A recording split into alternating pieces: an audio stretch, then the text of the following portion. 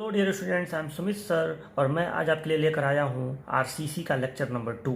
देखिए, आरसीसी के lecture number 1 में आप लोगों को याद होगा कि मैंने आपको आरसीसी का डिफिनीशन बताया था। ठीक है, उसके एडवांटेज डिसएडवांटेज बताए थे। ठीक है, और ये भी बताया था कि आरसीसी में स्टील ही क्यों एक सूटेबल कंस्ट्रक्शन मटेरियल होता है। ठीक है, तो चलो अब आज नया हेडिंग शुरू करते हैं। देखिए, इस वीडियो लेक्चर के शुरू होने से पहले ही मैं एक बात आपको बता दे रहा हूँ।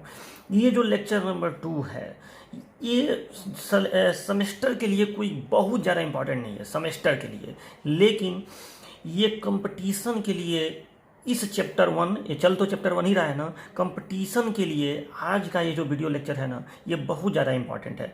मैं चाहता तो इस टॉपिक को जो आज मैं पढ़ाने जा रहा हूँ, मैं चाहता तो इसको छोड़ के आगे निकल जाता तो भी सेमेस्टर में आपका कोई नुकसान नहीं होता। लेकिन एक बात याद रखना कि ये टॉपिक एक ऐसा टॉपिक होता है जो आज मैं पढ़ाने वाला हूँ, जिसमें बच्चे बहुत ज़्यादा कंफ्यूज रहते हैं और कंपटीशन में इससे क्वेश्चन आ जाता है और उस समय बच्चों को समझ नहीं आता है कि हम पूरा आरसीसी पढ़ लिए और ये सब जाने ही नहीं और फिर क्या होगा। ठीक है, तो दिक्कत आती है। तो इसलिए ये दिमाग में मत रखिएगा कि सर आप ये चीज़ हम लोग को क्यों पढ़ाए, नहीं भी पढ़ाए होते तो हो जाता। देखो, मुझे पता है कि ये ज़रूरी चीज़ है, इसलिए पढ़ा रहा हूँ। ठीक है, हालांकि सेमेस्टर पे ही मैं ऐसा नहीं है कि आपको अभी से पूरा कंपटीशन का करने लगा, मैं सेमेस्टर का ही आपको तैयारी करा रहा हूँ। इस चीज़ को छोड़ना नहीं है। देखो, किताबों में भी अच्छी अच्छी किताबों में भी आप अपने डिप्लोमा की भी किताब खरीदेंगे तो उसमें भी आपको ये सब चीज़ें मिलेंगी जो आज मैं पढ़ाने जा रहा हूँ। हाँ, उनका लैंग्वेज ऐसा है कि वो आपको समझ में नहीं आएगा। ठीक है, तो चलिए आप अपना एक लेक्चर शुरू करते हैं और ध्यान से मेरी बातों को सुनिएगा। एक चीज़ और मैं बता दे रहा हूँ कि हल्का सा आज का जो वीडियो लेक्चर है थोड़ा सा टफ है, हल्का सा कॉम्प्लिकेटेड है। ठीक है, तो गौर से मेरी बातों को सुनिएगा, सब कुछ समझ में आ जाएगा और जब ये वीडियो लेक्चर समाप्त होगा तो आप खुद कहेंगे कि हाँ सर, आपने अच्छा किया कि हमें ये सब चीज़ें भी बता दिया। ठीक है, शायद ये हमें कहीं और से पता नहीं चल पाता। ठीक है, तो गौर से मेरी बातों को सुनिएगा और वही चीज़ अपना नोट्स बनाते रहिएगा। ठीक है, मोबाइल फ़ोन में देखते रहिएगा, पहले बातों को ध्यान से सुन लीजिएगा, फिर मैं जहाँ पे कहूँगा कि अब आपको ये नोट करना है वहाँ पे उसको पॉज करिएगा और उसको लिख लीजिएगा। ठीक है, तो साथ साथ में नोट बनाते चलिएगा। हालांकि मैं नोट्स का पीडीएफ जो है आपको 24 घंटे बाद दे भी दूंगा इसी ऐप में। अजय क्लासेज ऐप जो है ना, उसमें जब आप किसी बैच में जाएंगे तो ऊपर आपको दिखेगा ओवरव्यू, असाइनमेंट, ऐसे लास्ट में स्टडी मटेरियल दिखेगा। ठीक है, उसी स्टडी मटेरियल में आपको हर एक लेक्चर का पीडीएफ भी मैं आपको दूंगा। लेकिन मैं यही कहूँगा कि आप अपना नोट्स अपने हाथों से बनाइए। ठीक है, तो चलिए इस वीडियो लेक्चर को शुरू करते हैं। चलिए, तो आज का आपका हेडिंग है मटेरियल्स यूज्ड इन आरसीसी। ठीक है, आरसीसी में यूज होने वाली सामग्री, इसका हिंदी हुआ आरसीसी में प्रयोग होने वाली सामग्रियाँ। ठीक है, तो आपको पहले तो हेडिंग सुन के लग रहा होगा कि सर ये तो बहुत आसान सा हेडिंग है, आरसीसी में प्रयोग होने वाली सामग्रियाँ। ठीक है, अभी पढ़ते जाओ फिर पता चलेगा। देखिए, तो आरसीसी में जो सामग्रियाँ यूज होती हैं वो दो ही होती हैं, आपको पता ही है। एक होता है कंक्रीट, एक होता है स्टील। ठीक है, आज हम लोग का ये जो वीडियो लेक्चर है ना, ये लेक्चर नंबर 2, इसमें हम लोग इस कंक्रीट के बारे में पढ़ेंगे। ठीक है, और नेक्स्ट वीडियो लेक्चर में स्टील के बारे में पढ़ेंगे और उसके बाद एक छोटा सा हेडिंग और इस चैप्टर में है, फिर ये पूरा चैप्टर समाप्त हो जाएगा। ठीक, तो आज हम लोग इस कंक्रीट के बारे में पढ़ेंगे, मतलब आरसीसी में उपयोग होने वाली सामग्री में कंक्रीट के बारे में पढ़ेंगे। ठीक, कंक्रीट के बारे में क्या पढ़ेंगे वो मैं अभी आपको बता रहा हूँ। तो आपका ये आज का पहला हेडिंग होगा, इसमें आप लिखेंगे कि आरसीसी में दो प्रकार की सामग्रियाँ होती हैं, कंक्रीट और स्टील। कंक्रीट आज का आपका हेडिंग है। ठीक, अब आप कहेंगे सर कंक्रीट का तो परिभाषा आप बता चुके हैं। देखो, मैं परिभाषा नहीं बताने जा रहा हूँ, परिभाषा तो बता चुका हूँ, लेकिन मैं बार बार आपको ये चीज़ बता रहा हूँ कि IS 456 जो है ये हर चीज़ का नियम कानून बताता है। ठीक है, तो कंक्रीट को लेकर भी इसने कई सारे अपने नियम कानून दिए हुए हैं। वो कब पढ़ा जाएगा, आखिर इसी चैप्टर में तो पढ़ा जाएगा। परिभाषा तो चलो ठीक है, वो तो आपको IS 456 में नहीं, हो तो किसी किताब में मिल जाएगा। आप सीटी में भी कंक्रीट का परिभाषा पढ़े होंगे, लेकिन आरसीसी के डिजाइन करते समय कंक्रीट में क्या होता है, कैसे कंक्रीट समझते हैं, कैसे उसका स्ट्रेंथ निकालते हैं, क्या क्या करते हैं, क्या क्या ध्यान देते हैं कंक्रीट को लेकर, वो सब बातें आज मैं आपको बताने वाला हूँ। परिभाषा नहीं, परिभाषा तो आपको बता चुका हूँ। ठीक है, तो देखिए, सबसे पहले IS 456 कंक्रीट को लेकर क्या अपना नियम बताया है। तो IS 456 ने कहा है कि कंक्रीट का जो ग्रेड है वो इस प्रकार है। ठीक है, IS 456 ने कंक्रीट का ग्रेड दिया है और कंक्रीट को इन्होंने IS 456 ने 3 ग्रुप में डिवाइड किया है। एक ग्रुप है ऑर्डिनरी कंक्रीट, एक ग्रुप है स्टैंडर्ड कंक्रीट और एक ग्रुप है हाई स्ट्रेंथ कंक्रीट। ठीक, ये 3 ग्रुप है कंक्रीट का, ऑर्डिनरी, स्टैंडर्ड और हाई स्ट्रेंथ। ये ऑर्डिनरी में क्या मतलब होता है, सामान्य कंक्रीट, स्टैंडर्ड का मतलब मानक कंक्रीट, और हाई स्ट्रेंथ का मतलब उच्च सामर्थ्य वाला कंक्रीट। ठीक, तो ये इतने ग्रुपों में इन्होंने डिवाइड किया है। कंपटीशन में ये चीज़ें आपसे जरूर पूछी जाती हैं। क्वेश्चन ऐसे बनता है कि ऑर्डिनरी कंक्रीट में कहाँ से कहाँ तक का कंक्रीट आता है। तो देखो ऑर्डिनरी कंक्रीट में M10 से M20 तक का आता है। अब ये चीज़ आप एकदम याद रखिए, ठीक, कि ऑर्डिनरी कंक्रीट में M10 से M20 तक आता है। अच्छा, अभी इस M का मतलब और इस 10 का मतलब मैं आपको बता रहा हूँ। ठीक, तो ऑर्डिनरी कंक्रीट में M10 से M20 तक आता है, स्टैंडर्ड कंक्रीट में M25 से M60 तक आता है, और हाई स्ट्रेंथ कंक्रीट में M65 से M100 तक आता है। ठीक, यहाँ पे जो यम शब्द लगा हुआ है ये मिक्स का शार्ट फॉर्म है, क्योंकि आपको पता है कि कंक्रीट एक मिश्रण है, मिक्स है। ठीक है, तो यहाँ ये उसका शार्ट फॉर्म है यम, और ये जो आगे अंक लिखा हुआ है ये एक शब्द होता है कैरेक्टरिस्टिक स्ट्रेंथ, जिसे ऐसे FCK लिखते हैं, FCK। ठीक, और इसका मात्रक होता है, क्योंकि ये स्ट्रेंथ है ना, स्ट्रेंथ माने मैक्सिमम स्ट्रेस जो पदार्थ सहन कर लेगा। ठीक, या फेल्योर के समय पदार्थ में जो मैक्सिमम स्ट्रेस उत्पन्न होगा उसी को स्ट्रेंथ कहते हैं। तो जाहिर सी बात है स्ट्रेस का सबसे अच्छा मात्रक आपको मैं पहले भी बता चुका हूँ, सोम में न्यूटन पर mm² होता है। ठीक है, तो कैरेक्टरिस्टिक स्ट्रेंथ का शार्ट फॉर्म होता है FCK। अब ये कोड ने बोला है, इस पर कोई लॉजिक वॉजिक नहीं देना है, आपको ये सिंबल याद कर लेना है कि कैरेक्टरिस्टिक स्ट्रेंथ को FCK से हम लोग रिप्रेजेंट करते हैं, मात्रक न्यूटन पर mm² इसका इस्तेमाल करते हैं। ठीक है, तो अब देखो, तो M10 का कैरेक्टरिस्टिक स्ट्रेंथ 10, M15 का 15, M20 का 20। मतलब देखो कंक्रीट जो है ना, जो जब आप कंक्रीट बनाएंगे, कंक्रीट कोई ऐसा तो पदार्थ है नहीं कि आप जाके सीधे ले उठा लाए। कंक्रीट तो एक मिश्रण है, ठीक है, सीमेंट, सैंड, एग्रीगेट, वाटर सब मिला के कंक्रीट बनता है। तो कोई कंक्रीट होगा जो थोड़ा कम मजबूत होगा, कोई कंक्रीट होगा जो थोड़ा ज़्यादा मजबूत होगा कि नहीं आप बताइए। कोई कंक्रीट ऐसा होगा जिसको जब आप दबाएंगे तो बहुत आसानी से टूट जाएगा।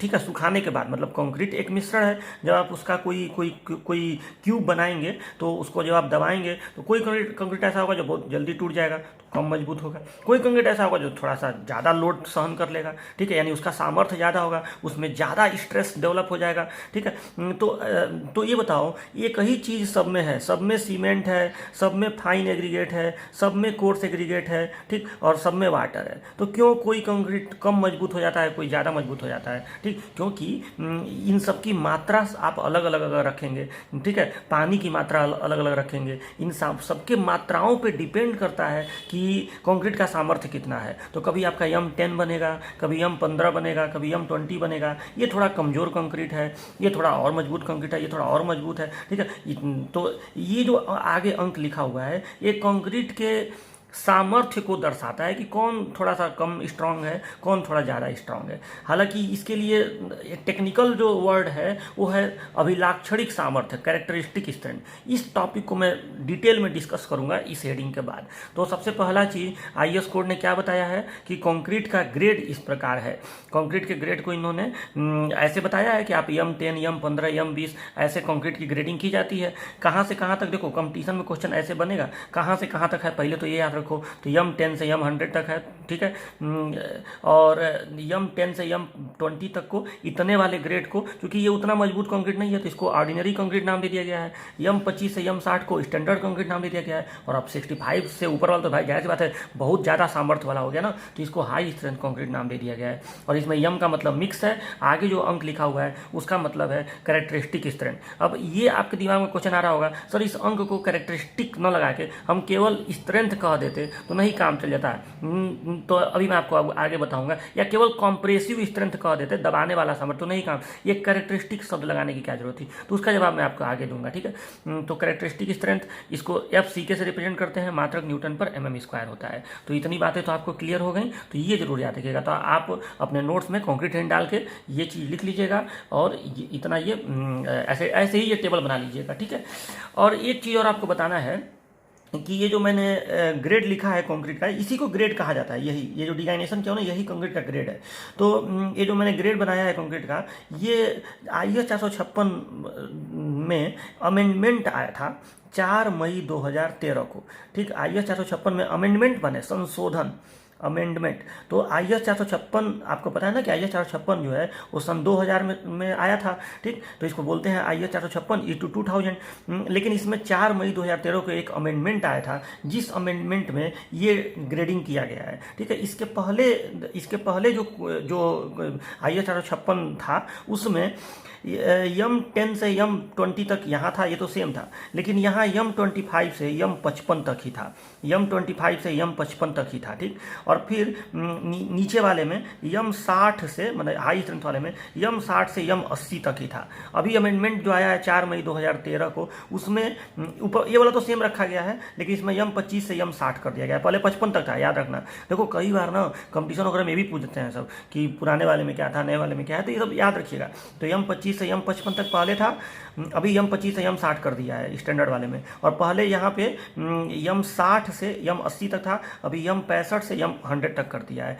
मैं आपको दोनों, पुराना वाला और नया वाला, दोनों IS कोड में दिखा दे रहा हूँ। IS 456 है ना, IS 456 में आप देखिए यहाँ पे टेबल नंबर 2 लिखा है ना। देखो इसका मैं PDF आपको, IS 456 का PDF मैं इसी ऐप में ही जो स्टडी मटेरियल वाला कॉलम है उसमें डाल दूंगा, ठीक है। तो वहाँ से आप डाउनलोड कर लीजिएगा, या फिर आपको व्हाट्सएप ग्रुप में भी दे दूंगा। तो देखो ये टेबल नंबर 2 में देखिए, ये पुराना वाला है, अभी अमेंडमेंट वाला नहीं है। देखो जो मैं बताया हूँ M10 से M20 तक ऑर्डिनरी कंक्रीट, M25 से M55 तक स्टैंडर्ड कंक्रीट, और M60 से M80 तक ये जो है हाई स्ट्रेंथ कंक्रीट, ये पहले वाला। ये आपको बहुत अब नहीं याद करना है। देखो किसी कंपटीशन में क्या होता है ना कि पुराना वाला भी कभी कभी पूछ देते हैं, सब अपडेट नहीं किया रहता है, तो ये भी याद रखिएगा। लेकिन अभी आपका देखो, अभी नया वाला मैं आपको दिखा रहा हूँ, नया वाला मेरे फ़ोन में है, ठीक है, क्योंकि नया वाले का मेरे पास PDF नहीं है, तो ये मेरे मोबाइल फ़ोन में है, इसी में मैं आपको दिखा दे रहा हूँ। तो देखिए इसमें हल्का सा आपको थोड़ा सा हो सकता है उतना क्लियर ना नज़र आ रहा हो, लेकिन फिर भी मैं थोड़ा सा इसको जूम करके आपको दिखा रहा हूँ। देखो अभी नए वाले में जो अमेंडमेंट आया है 4 मई 2013 को, देखो इस पर लिखा हुआ है, यहाँ पे अमेंडमेंट 4 मई 2013 ऊपर लिखा हुआ है ना, तो ये है।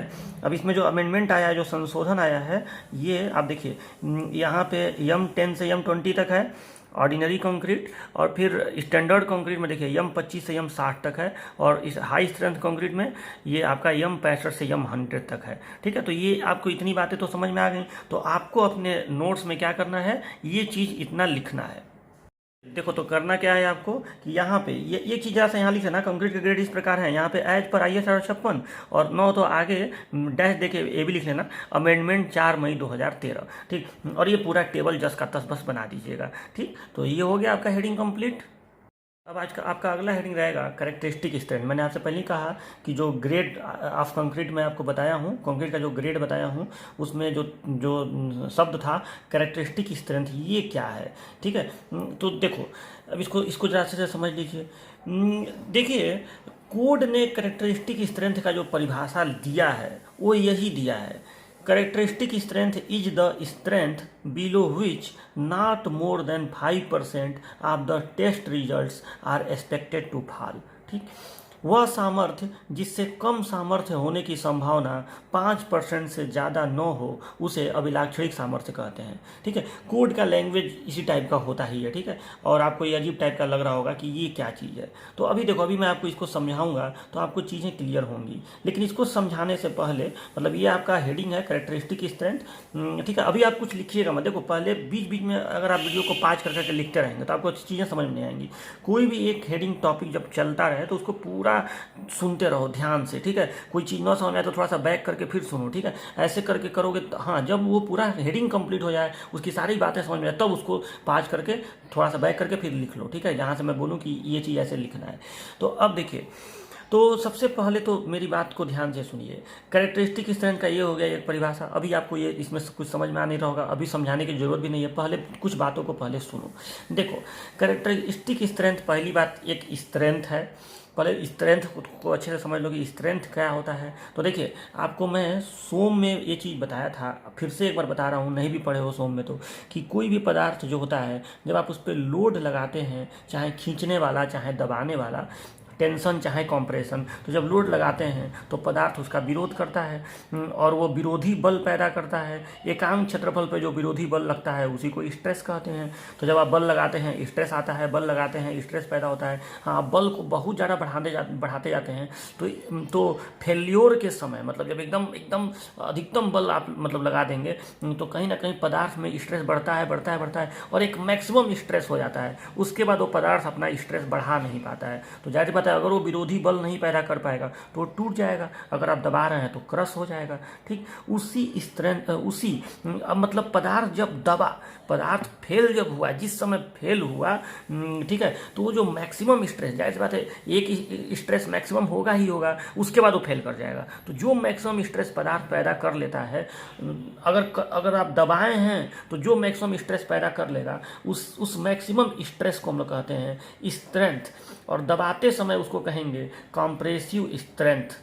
ठीक, यानी कहीं भी अगर आपसे कोई कहे कि इस पदार्थ का कॉम्प्रेसिव स्ट्रेंथ इतना है, जैसे मैं कहूँ कि कंक्रीट का कॉम्प्रेसिव स्ट्रेंथ, एक कोई कंक्रीट है जिसका कॉम्प्रेसिव स्ट्रेंथ 10 न्यूटन पर mm स्क्वायर है, तो तुरंत समझ लीजिए कि अगर ये उसका कैरेक्टरिस्टिक स्ट्रेंथ नहीं मैं बोल रहा हूँ कॉम्प्रेसिव स्ट्रेंथ, तो तुरंत समझ लीजिए कि अगर कोई कहे कि मान लो ये कंक्रीट का सैंपल है, मान लो ये कंक्रीट का एक गुटका है या कंक्रीट का एक क्यूब है, तो अगर मैं कहूँ कि इसका स्ट्रेंथ 10 न्यूटन पर mm स्क्वायर है, कॉम्प्रेसिव स्ट्रेंथ, तो आपके दिमाग में क्या आना चाहिए कि जब इसको हम दबाएंगे दोनों तरफ से तो मैक्सिमम इसका जो स्ट्रेस है इतना जाएगा, उसके बाद ये टूट जाएगा। मतलब अगर आप इसका स्ट्रेस स्ट्रेन कर्व खींचें तो इस तरह से जाएगा, ऐसे, फिर ऐसे जाके ऐसे होके, मतलब जो इसका मैक्सिमम स्ट्रेस आएगा उसी को स्ट्रेंथ कहते हैं, वो इतना आएगा 10 न्यूटन पर mm स्क्वायर। ठीक, इसी स्ट्रेस पे जाके, मतलब इतना से ज़्यादा स्ट्रेस वो पैदा नहीं कर पाएगा, और मैक्सिमम स्ट्रेस को ही स्ट्रेंथ कहते हैं। ठीक, तो ये हो गया इसका कॉम्प्रेसिव स्ट्रेंथ। अच्छा, तो अब एक चीज़ और, जो कंक्रीट का जो जब हम लोग कॉम्प्रेसिव स्ट्रेंथ निकालते हैं तो कंक्रीट में दिक्कत देखो क्या आती है। सबसे पहले दिक्कत समझ लो, मान लो कि ये कंक्रीट का एक सैंपल है। कंक्रीट मतलब क्या, मसाला जो आप बनता है, सीमेंट, सैंड, एग्रीगेट, वाटर सब मिला दिए, सीमेंट, सैंड, ग्रेवल और वाटर। ठीक, तो ये कंक्रीट है। अब इसमें से मान लीजिए कि आप छोटा छोटा इसमें क्यूब तैयार किए। ठीक, देखो एक चीज़ आपको बता दें कि स्ट्रेंथ निकालने के लिए हम लोग कंक्रीट का क्यूब बनाते हैं। क्यूब इस टाइप का, देखो ये आपको दिख रहा है ना, ये एक आपको इस टाइप का एक घन के टाइप का आपको दिख रहा है कि नहीं, ये एक बॉक्स है। ठीक है, तो इसी टाइप का कंक्रीट का क्यूब बनाते हैं। अब अच्छा, क्यूब बने घन, तो आपको पता है कि घन में जितना लंबा ये भुजा होता है उतना ही लंबा ये भुजा होता है और उतना ही लंबा ये भुजा होता है, माने लंबाई, चौड़ाई, ऊंचाई सब बराबर होती है, यही ना घन होता है। तो याद रखिएगा, कंक्रीट में हम लोग स्ट्रेंथ निकालने के लिए जिस साइज का घन बनाते हैं, इसको IS 456 ने फिक्स किया हुआ है कि आप इतने ही साइज का घन बनाएंगे। ठीक, और कितना साइज बोला है, तो बोला है 150 mm, मतलब 150 mm साइज का आपको घन बनाना है। मतलब ये नहीं कि कोई व्यक्ति 200 mm का बना ले, कोई 150, तो इससे पता नहीं चल पाएगा ना कि कौन मजबूत है कौन कमजोर है वो। ठीक है, अगर आपको पूरे देश में एक ही नियम कानून लगाना है कि तुरंत पता चल जाए कि हाँ ये कंक्रीट कमजोर है, ये कंक्रीट मजबूत है, तो एक साइज का क्यूब बना के सब लोग टेस्ट करना शुरू करिए। ठीक, तो कोर्ट ने ये बोला है। वैसे भी देखो, कोर्ट जो चीज़ बोलता है ना, उस पर बहुत ज़्यादा सवाल नहीं उठाते हैं। वो तो उनका है कि मतलब वो ये हर चीज़ को एक स्टैंडर्ड बना देते हैं लोग कि हाँ आपको यही करना है। ठीक, तो कोर्ट ने क्या बोला है कि हम लोग क्यूब कितने साइज का बनाएंगे स्ट्रेंथ निकालने के लिए, 150 mm के साइज का। तो ये तो पहले देखो, इसीलिए मैं यहाँ पे नोट पहले से लिखा हूँ, कुछ बातें पहले मैं आपको नोट में बताऊंगा, तब धीरे धीरे इस पूरे टॉपिक को समझाऊंगा। ठीक है, कि ये 5% का मतलब क्या हुआ। नोट नंबर 1 में मैंने ये चीज़ लिख दिया। ठीक है, इसका पूरा सेंटेंस आप लोग लिखिएगा, अभी नहीं, पहले पूरा समझ लीजिएगा तब लिखिएगा। मतलब पूरा सेंटेंस इसका ऐसे लिखना पड़ेगा आपको नोट नंबर 1 में कि कैरेक्टरिस्टिक स्ट्रेंथ निकालने के लिए। देखो, अभी खाली स्ट्रेंथ मत लिखिएगा, यहाँ पे असली में बात तो कैरेक्टरिस्टिक स्ट्रेंथ की होगी, वो मैं आपको अभी समझाऊंगा क्या होता है कैरेक्टरिस्टिक स्ट्रेंथ। तो आप लिख लेंगे यहाँ पे नोट नंबर 1। ठीक, कि कैरेक्टरिस्टिक स्ट्रेंथ निकालने के लिए कॉन्क्रीट का 150 mm का 150 mm का क्यूब बनाया जाता है। ठीक, तो ये चीज़ तो आपका हो गया। इस बात को आप समझ भी लिए कि मतलब अगर आपको कैरेक्टरिस्टिक स्ट्रेंथ निकालना हो तो हम लोग ऐसे क्यूब बनाएंगे। इस क्यूब की प्रत्येक भुजा 150 mm की होगी, 150 mm की। बाद में इसको कंप्रेशन टेस्टिंग मशीन में ले आकर दबाएंगे और इसका टेस्टिंग करेंगे कि ये कितने स्ट्रेस पर ये, या मैक्सिमम कितने स्ट्रेस पर ये फेल कर जा रहा है। असली में जो मशीन होता है ना, वो बल बताता है, बल। तो आप बल बटे एरिया कर लेंगे ये वाला, तो आपका स्ट्रेस आ जाएगा। तो आपको पता चल जाएगा मैक्सिमम कितने स्ट्रेस पर ये फेल किया है, और उसी को उसका कहेंगे कॉम्प्रेसिव स्ट्रेंथ। ठीक, अब उस कॉम्प्रेसिव स्ट्रेंथ से कैरेक्टरिस्टिक स्ट्रेंथ कैसे निकलेगा वो मैं अब आपको बाद में अभी बताऊंगा, थोड़ा सा पेशेंस रखिए, अभी बताऊंगा। ठीक है, तो आप लेकिन नोट नंबर फर्स्ट में लिखा है यही कि कैरेक्टरिस्टिक स्ट्रेंथ नहीं, क्योंकि देखो यहाँ जो कॉम्प्रेसिव स्ट्रेंथ निकलेगा वो आगे चल के यही वाला स्ट्रेंथ देगा। ठीक, तो आपको यहाँ पे जो सेंटेंस लिखाएगा वही लिखाएगा कि कैरेक्टरिस्टिक स्ट्रेंथ निकालने के लिए 150 mm³ का घन बनाते हैं। चलो ये तो पहली बात हो गई। अब दूसरी चीज़ देखो देखिए ये बताओ सब लोग, जैसे एक चीज़ बताना, जब आप कंक्रीट तैयार करते हैं तो कंक्रीट के अलग अलग ग्रेड होते हैं, M10 है, M15 है, M20 है, M30 है। ठीक, ऐसे अलग अलग ग्रेड है। ठीक, M10 अगर आपको बनाना हो, M15 बनाना हो, M20 बनाना हो, M30 बनाना हो, सब में मटेरियल एक ही है, मतलब सबके जो इंग्रेडिएंट्स हैं वही ना है, सब में सीमेंट ही लगेगा, सब में फाइन एग्रीगेट ही लगेगा, और सब में कोर्स एग्रीगेट ही लगेगा। यानी सब में सीमेंट प्लस सैंड और प्लस ग्रेवल, यही तो आप मिलाएंगे, और प्लस वाटर। ठीक, यही इतना सामान मिला के कभी आप M10 बना लेंगे। अब ये थोड़ी है कि आपको M20 बनाना है तो आप सीमेंट अच्छा वाला लगा देंगे या कुछ ऐसा कर देंगे, ऐसा कुछ नहीं। मैं ये बोल रहा हूँ कि मटेरियल तो आपको सेम ही रखना है। ठीक, लेकिन उसी में उसकी मात्रा को चेंज वगैरह करके आप कभी M10 पालेंगे, कभी M15 पालेंगे, M20 पालेंगे, M30 पालेंगे। तो आप बताइए कि इसका भी तो कोई तरीका होता होगा ना। जैसे मैं आपसे कहूँ कि M30 बनाओ, तो M30 आप कैसे बनाएंगे उसका भी तरीका होता है कि नहीं, इसका भी तरीका कोड वगैरह में बताया गया है। इस तरह के मिक्सिंग को मैंने कितना ये सीमेंट रहेगा, कितना सैंड रहेगा, कितना ग्रेवल रहेगा, कितना वाटर रहेगा, इन सबको निकालने का जो तरीका होता है ना, उसको हम लोग कहते हैं design mix concrete. Design mix concrete. ठीक, हालांकि ये जो डिजाइन मिक्स कंक्रीट है ये आरसीसी का है, मतलब आरसीसी में फिलहाल आपके सिलेबस में ये नहीं है। ठीक है, डिजाइन मिक्स कंक्रीट, और ये लंबा हेडिंग है, तो अभी मैं इस टॉपिक का डिस्कशन नहीं करूंगा, क्योंकि मैं अपने मेन टॉपिक से भटक जाऊंगा। इस टॉपिक को समझाने के लिए हल्का से इसका चर्चा करना जरूरी है, इसलिए मैं कर रहा हूँ। तो मतलब डिजाइन मिक्स कंक्रीट का मतलब क्या हुआ कि आप डिजाइन करिए कंक्रीट का, एक ऐसा मिक्स डिजाइन करिए जिससे आप जो स्ट्रेंथ चाहते हो, कैरेक्टरिस्टिक स्ट्रेंथ, वो आपका आ जाए। ठीक, आप 20 चाहते हैं तो 20 लगभग में आ जाए, 30 चाहते हैं तो 30 आ जाए। ठीक है, इसी को हम डिजाइन मिक्स कंक्रीट करते हैं। एक और होता है नॉमिनल मिक्स कंक्रीट।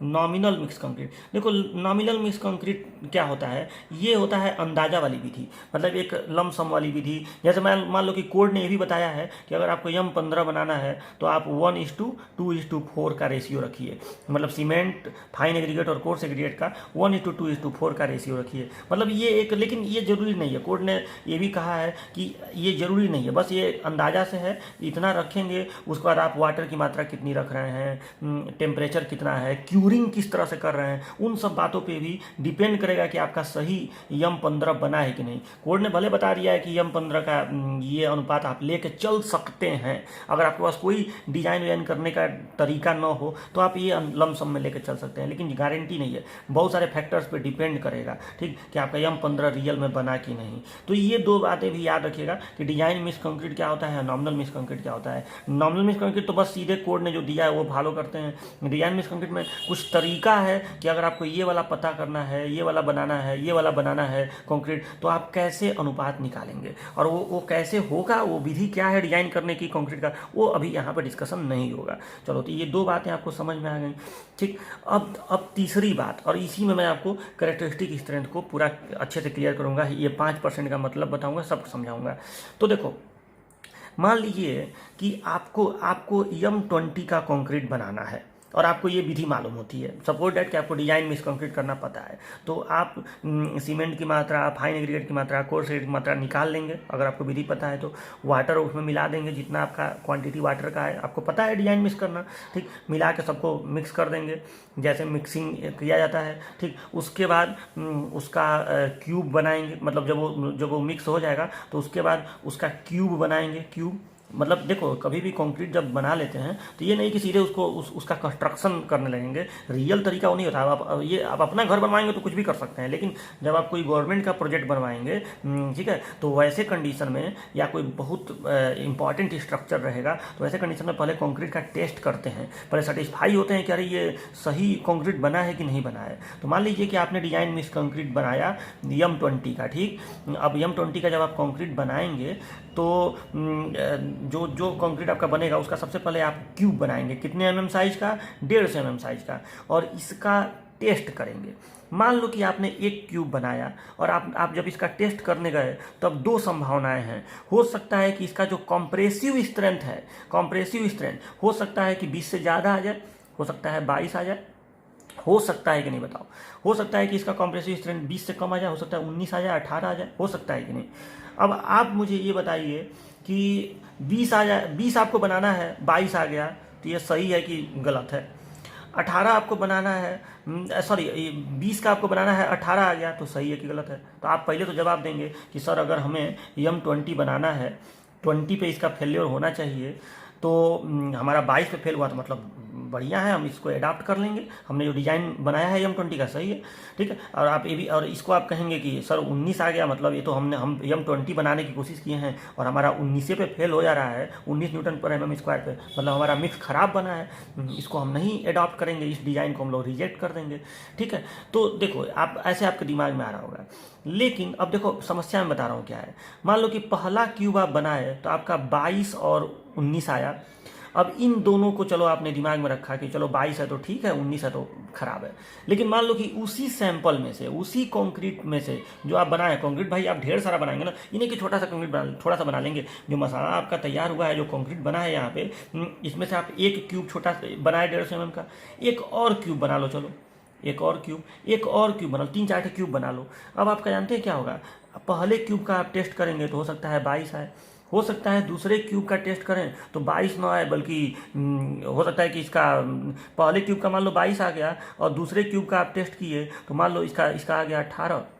अब बताओ तो, मतलब एक ही सैंपल में से किसी का फिर आ गया 21, फिर आ गया 23, फिर आ गया 20, फिर आ गया 19। अब बताओगे, मतलब अलग अलग आप क्यूब बना रहे हैं। मान लो 6-7 क्यूब बनाए, हर बार हर क्यूब का अलग अलग आ रहा है, और ऐसा होगा, ऐसा होता है, जनरली ऐसा हो जाता है। बहुत कम संभावना रहेगी कि सेम आए, ठीक है। क्यों ऐसा होता है? क्योंकि कंक्रीट इतना एग्जैक्ट मटेरियल नहीं है, ठीक।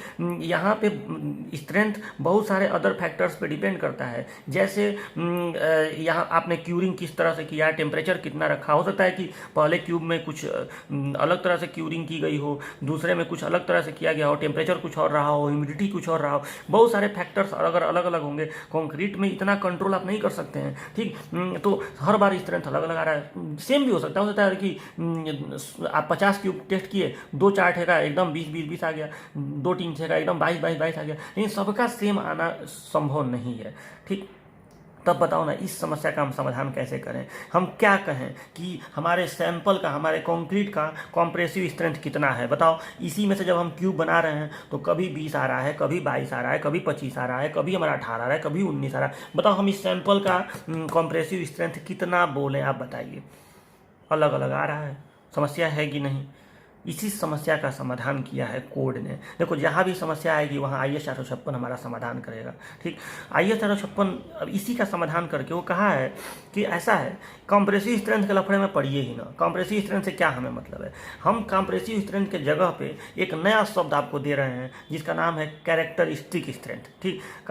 और ये कैरेक्टरिस्टिक स्ट्रेंथ मतलब कंक्रीट अच्छा है कि खराब है, मजबूत है कि कमज़ोर है, ये आप कॉम्प्रेसिव स्ट्रेंथ से मत डिसाइड करिए, क्योंकि कॉम्प्रेसिव स्ट्रेंथ तो हर बार एक ही कंक्रीट के सैंपल का हर बार अलग अलग आ रहा है, ठीक। तो आप इसके चक्कर में मत पड़िए। हम आपको एक नया शब्द दे रहे हैं, आप ये ज्ञात करिए, और ये जिसका ज़्यादा आएगा वो ज़्यादा मजबूत होगा, ये जिसका कम आएगा वो कम मजबूत होगा। इसी के बेसिस पे आप डिजाइन करिएगा, ठीक।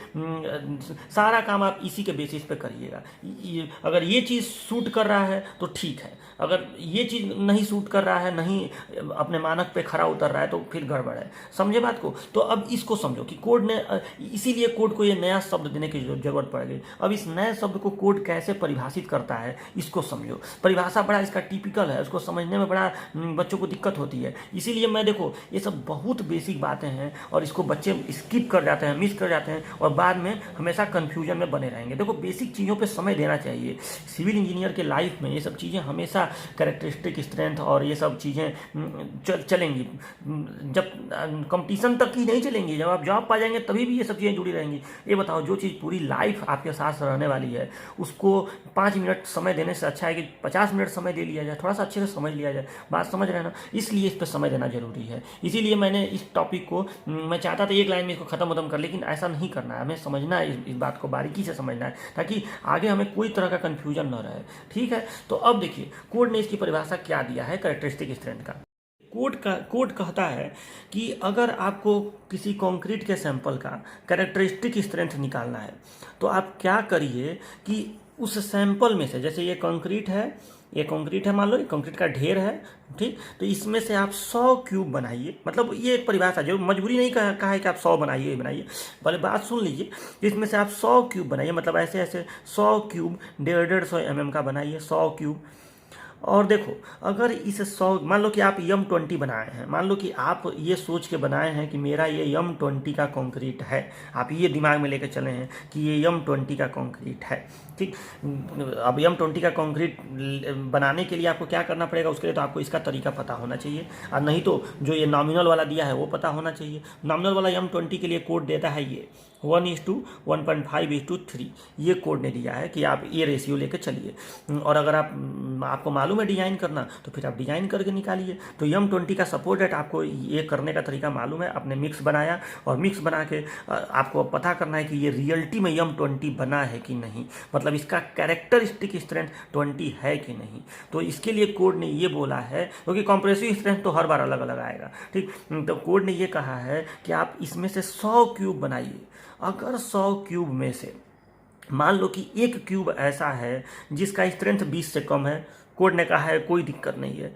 2 क्यूब मान लो ऐसा है जिसका स्ट्रेंथ 100 से कम है, कोई दिक्कत नहीं है। 3 ऐसा है, कोई दिक्कत नहीं है। 4 ऐसा है तो कोई दिक्कत नहीं है।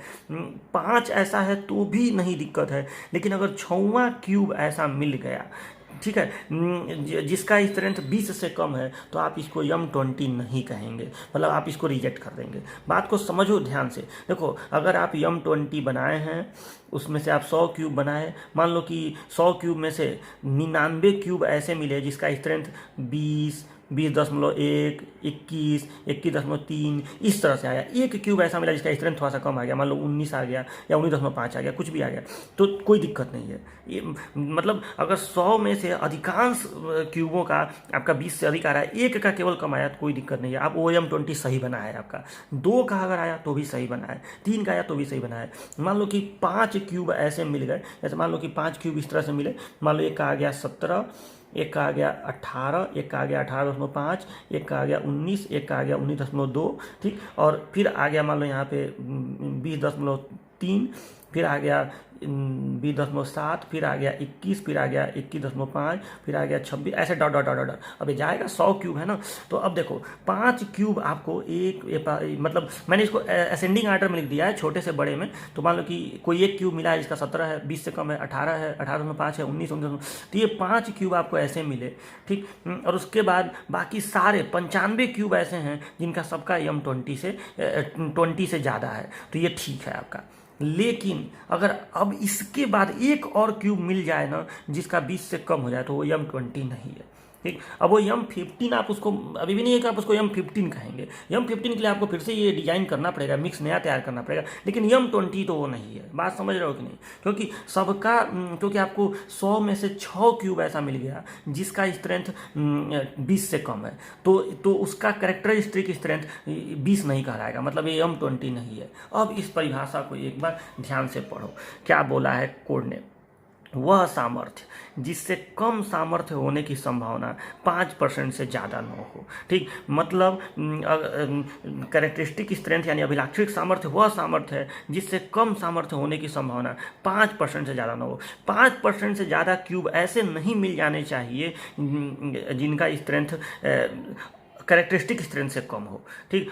बात सुन, तो जैसे M20 में ये 20 अगर कैरेक्टरिस्टिक स्ट्रेंथ है तो 5 क्यूब तक मिलेगा तो माना जाएगा कि M20 है, लेकिन 5 से ज़्यादा मिल गया तो M20 नहीं है। तो ये प्रश्न आपको समझ में आया ना। It is the strength below which not more than 5% of the test result are expected to fall. मतलब 5% से ज़्यादा जो टेस्ट रिजल्ट है, मतलब वही क्यूब का जो टेस्ट करते हैं, वो इससे कम नहीं होना चाहिए उसका स्ट्रेंथ। यहाँ पे मतलब यहाँ पे वही है कि मतलब जो आप कंप्रेसिव स्ट्रेंथ निकाल रहे हैं, तो ये वो स्ट्रेंथ है, वह सामर्थ्य है जिससे कम सामर्थ्य 5% से ज़्यादा न हो। समझे बात को ना? तो ये चीज़ आपका होता है कैरेक्टरिस्टिक स्ट्रेंथ की परिभाषा। इतना क्लियर हुआ? तीसरा चीज़, जैसे आपने इसका परिभाषा समझ लिया, ठीक है, तो अब अभी देखो, मैं अभी लास्ट में आपको थोड़ा देर बाद बताऊंगा लिखना कैसे है। अभी वो सब मत हो, जब मैं बोलूँगा तभी आप लिखिएगा। अभी बातों को ध्यान से सुनते जाइए, क्योंकि अभी ये टॉपिक पूरा नहीं हुआ है। तो आपने कैरेक्टरिस्टिक किस्म का परिभाषा ये पढ़ा, ये जाना कि हम लोग 150 mm का क्यूब बनाते हैं, इसकी जानकारी के लिए, ठीक, और कैसे मतलब बनाते हैं कि 100 क्यूब बनाते हैं, ठीक, और जो कंक्रीट का मिक्स बनाते हैं वो डिजाइन वाला होता है और नॉमिनल वाला होता है। फिर वो मिक्स सही है कि गलत है ये कैसे पता करते हैं? तो 20 क्यूब, उसमें 100 क्यूब बनाते हैं, अगर उसमें से 5 क्यूब ऐसे मिल गए जिनका स्ट्रेंथ जो हम बनाए हैं, जैसे हम M20 बनाए हैं तो 20 से कम आ गया, M25 बनाए 25 से कम आ गया तो रिजेक्ट कर देंगे। 5 तक मिलेगा क्यूब, अगर 5 या 5 से कम क्यूब मिलेगा, ठीक है, तो उसको एक्सेप्ट कर लेंगे, मतलब वो हमारा डिजाइन सही बना है। अच्छा, अब इसके बाद अब एक बात और, क्या ये जरूरी है कि हम हमेशा 100 क्यूब ही बनाएं? मान लो कि हमारा कंक्रीट है, हर बार क्या हम 100 क्यूब बना के, यार ये टेस्ट करना भारी आपको नहीं लग रहा है कि हम पहले 100 क्यूब बनाएंगे? और एक चीज़ और मैं बताना भूल गया हूँ कि ये 150 mm का क्यूब बना के और 28 दिन पर हम लोग कैरेक्टरिस्टिक स्ट्रेंथ निकालते हैं। अब बताओ, मतलब 100 क्यूब बनाएंगे और 28 दिन बाद क्या उसका स्ट्रेंथ निकालेंगे? तो पहले तो 28 दिन तो खैर बाद स्ट्रेंथ निकालना ही पड़ता है, मतलब ये जो M20 में है, जो 20 होता है कैरेक्टरिस्टिक स्ट्रेंथ, ये उस क्यूब को 28 दिन बाद निकाला जाता है, ठीक है। तो ये तो खैर करना ही पड़ेगा, लेकिन 100 क्यूब का करना भारी है कि नहीं? तो इस समस्या का समाधान भी कोड ने किया है कि आप मान लीजिए कोई कंस्ट्रक्शन प्रोजेक्ट पे काम कर रहे हैं और आप, अब ऐसा ना हो कि आप कंक्रीटिंग किए और उसके बाद तुरंत आपको पहले कंक्रीट तैयार किया और 100 क्यूब बना के उसका टेस्ट कराओ, ठीक। तो कोड ने इसके लिए क्या समाधान किया है? तो कोड ने इसके लिए थोड़ा सा मैथमेटिक्स यूज किया है। और कौन सा मैथमेटिक्स यूज किया है? तो यहाँ पे यूज किया गया है प्रोबेबिलिटी का कॉन्सेप्ट, प्रायिकता। मैथ में एक चैप्टर होता है प्रायिकता, उसके कॉन्सेप्ट को यूज किया गया है। हालांकि ये काफ़ी कॉम्प्लिकेटेड कॉन्सेप्ट होता है प्रायिकता, तो मैं आप लोगों से यही सजेस्ट करूंगा कि आपको इसमें एकदम डूब नहीं जाना है। अब मैं जो चीज़ें बताने जा रहा हूँ, थोड़ा सा मैं प्रायिकता की बातें बताने जा रहा हूँ, तो आपको इसमें एकदम डूबना नहीं है। ये नहीं कि आप अब इसके लगे पूरा इसमें मास्टरी करने, ठीक है। बस बातों को थोड़ा सा जानिए कि हाँ ऐसा भी होता है, ऐसे भी प्रायिकता का यूज किया जाता है। क्योंकि अब मैं आपको प्रायिकता यहाँ पे पढ़ाऊंगा नहीं, क्योंकि वो पूरा टॉपिक से ही भटक जाऊँगा तब मैं, ठीक है। तो आप समझिए बात को, कोड ने कैसे प्रायिकता का सिद्धांत लगा के कैरेक्टरिस्टिक स्ट्रेंथ में जो ये वाली समस्या है कि 100 क्यूब न बनाना पड़े, इसको कोड ने दूर किया है। तो इसको देखिए कैसे ऐसा हुआ है। तो कोड ने एक काम किया है, चलो इधर बताते हैं। कोड ने एक काम ये किया है कि अगर हम लोग ग्राफ बनाएं किस में, तो इसको जैसा समझिएगा। अगर हम लोग ग्राफ बनाते हैं स्ट्रेंथ में और प्रोबेबिलिटी में, ठीक है। देखिए, अगर हम लोग ग्राफ बनाते हैं स्ट्रेंथ में और प्रोबेबिलिटी डेंसिटी बोलते हैं, ये एक, अभी मैं बता रहा हूँ कि ये एक शब्द है प्रोबेबिलिटी डेंसिटी, ठीक है। तो अगर हम लोग ग्राफ बनाएं स्ट्रेंथ में और प्रोबेबिलिटी डेंसिटी में, तो ये ग्राफ इस तरह से बन के आएगा, ठीक है। ये ग्राफ इस तरह से बन के आता है, इस तरह से, ठीक।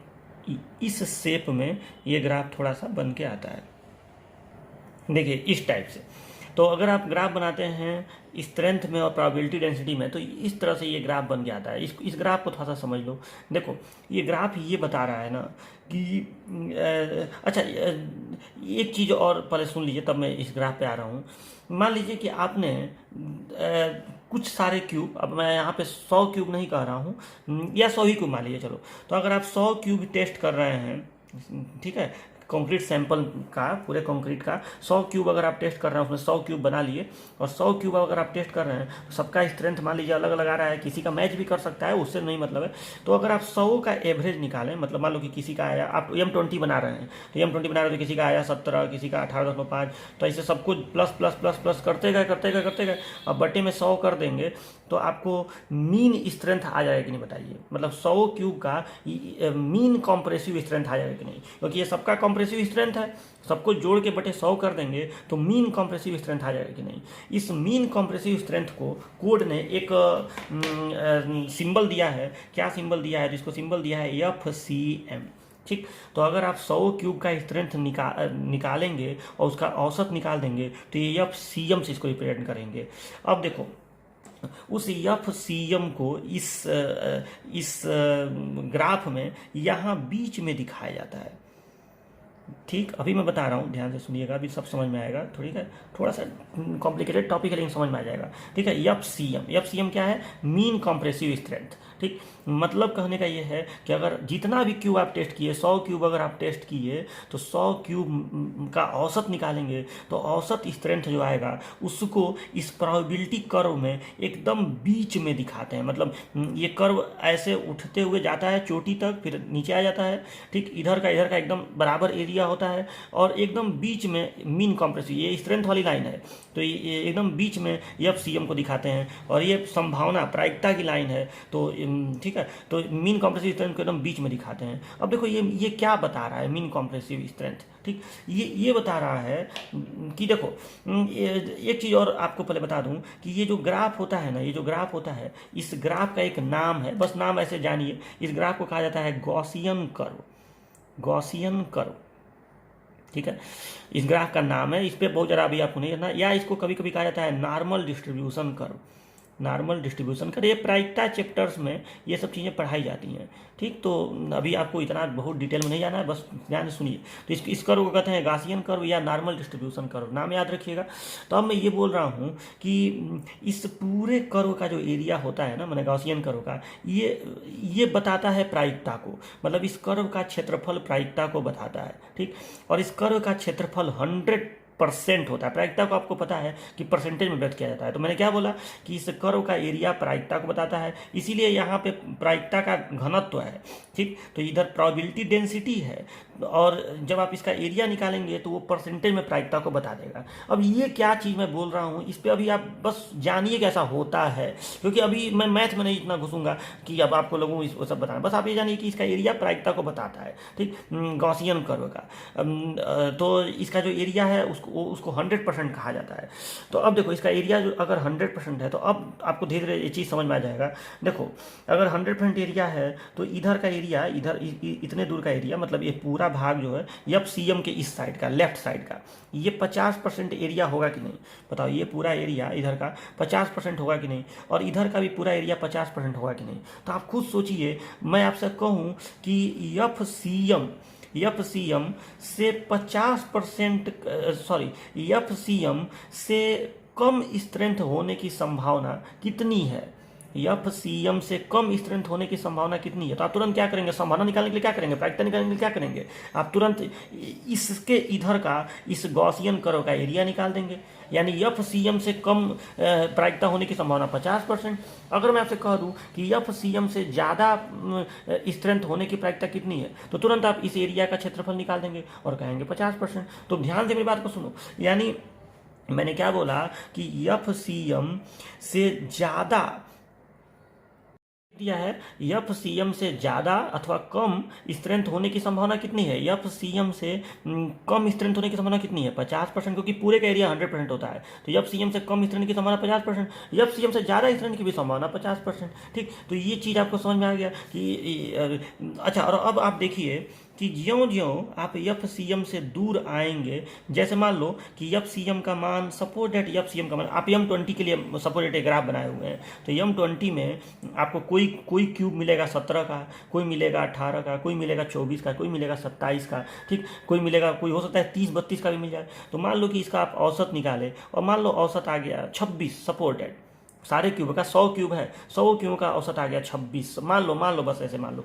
तो यह सारे क्यूब का औसत अगर 26 आ गया तो मैं ये कह रहा हूँ कि 26 से ज़्यादा स्ट्रेंथ होने की संभावना 50% होगी, 26 से कम स्ट्रेंथ होने की संभावना भी 50% होगी। अच्छा, अब मैं 26 के इधर आऊँगा, यहाँ पे कहीं ना कहीं 25 होगा कि नहीं, यहाँ पे कहीं ना कहीं 23 होगा कि नहीं, यहाँ पे कहीं ना कहीं 22, 18, 20, ऐसे सब सारी संख्या होंगी कि नहीं? लास्ट में यहाँ पे 0 मूल बिंदु यहाँ पे है। उसी तरह से इस इधर आप जाएंगे तो 27, 28, 29, 30, हो सकता है कि लास्ट में यहाँ 35 हो, मतलब जो 100 क्यूब हैं हो सकता है कि जो सबसे हाईएस्ट मिला हो आपको, आप बनाए M20 हैं लेकिन हो सकता है एक क्यूब 35 का भी मिल गया हो, इसका स्ट्रेंथ 35 आया हो। बात समझ रहे हो ना? ठीक है, तो इस तरह से ये स्ट्रेंथ को आपने यहाँ पे दर्शाया हुआ है। मीन स्ट्रेंथ माने सबका औसत स्ट्रेंथ जो है वो 26 आया।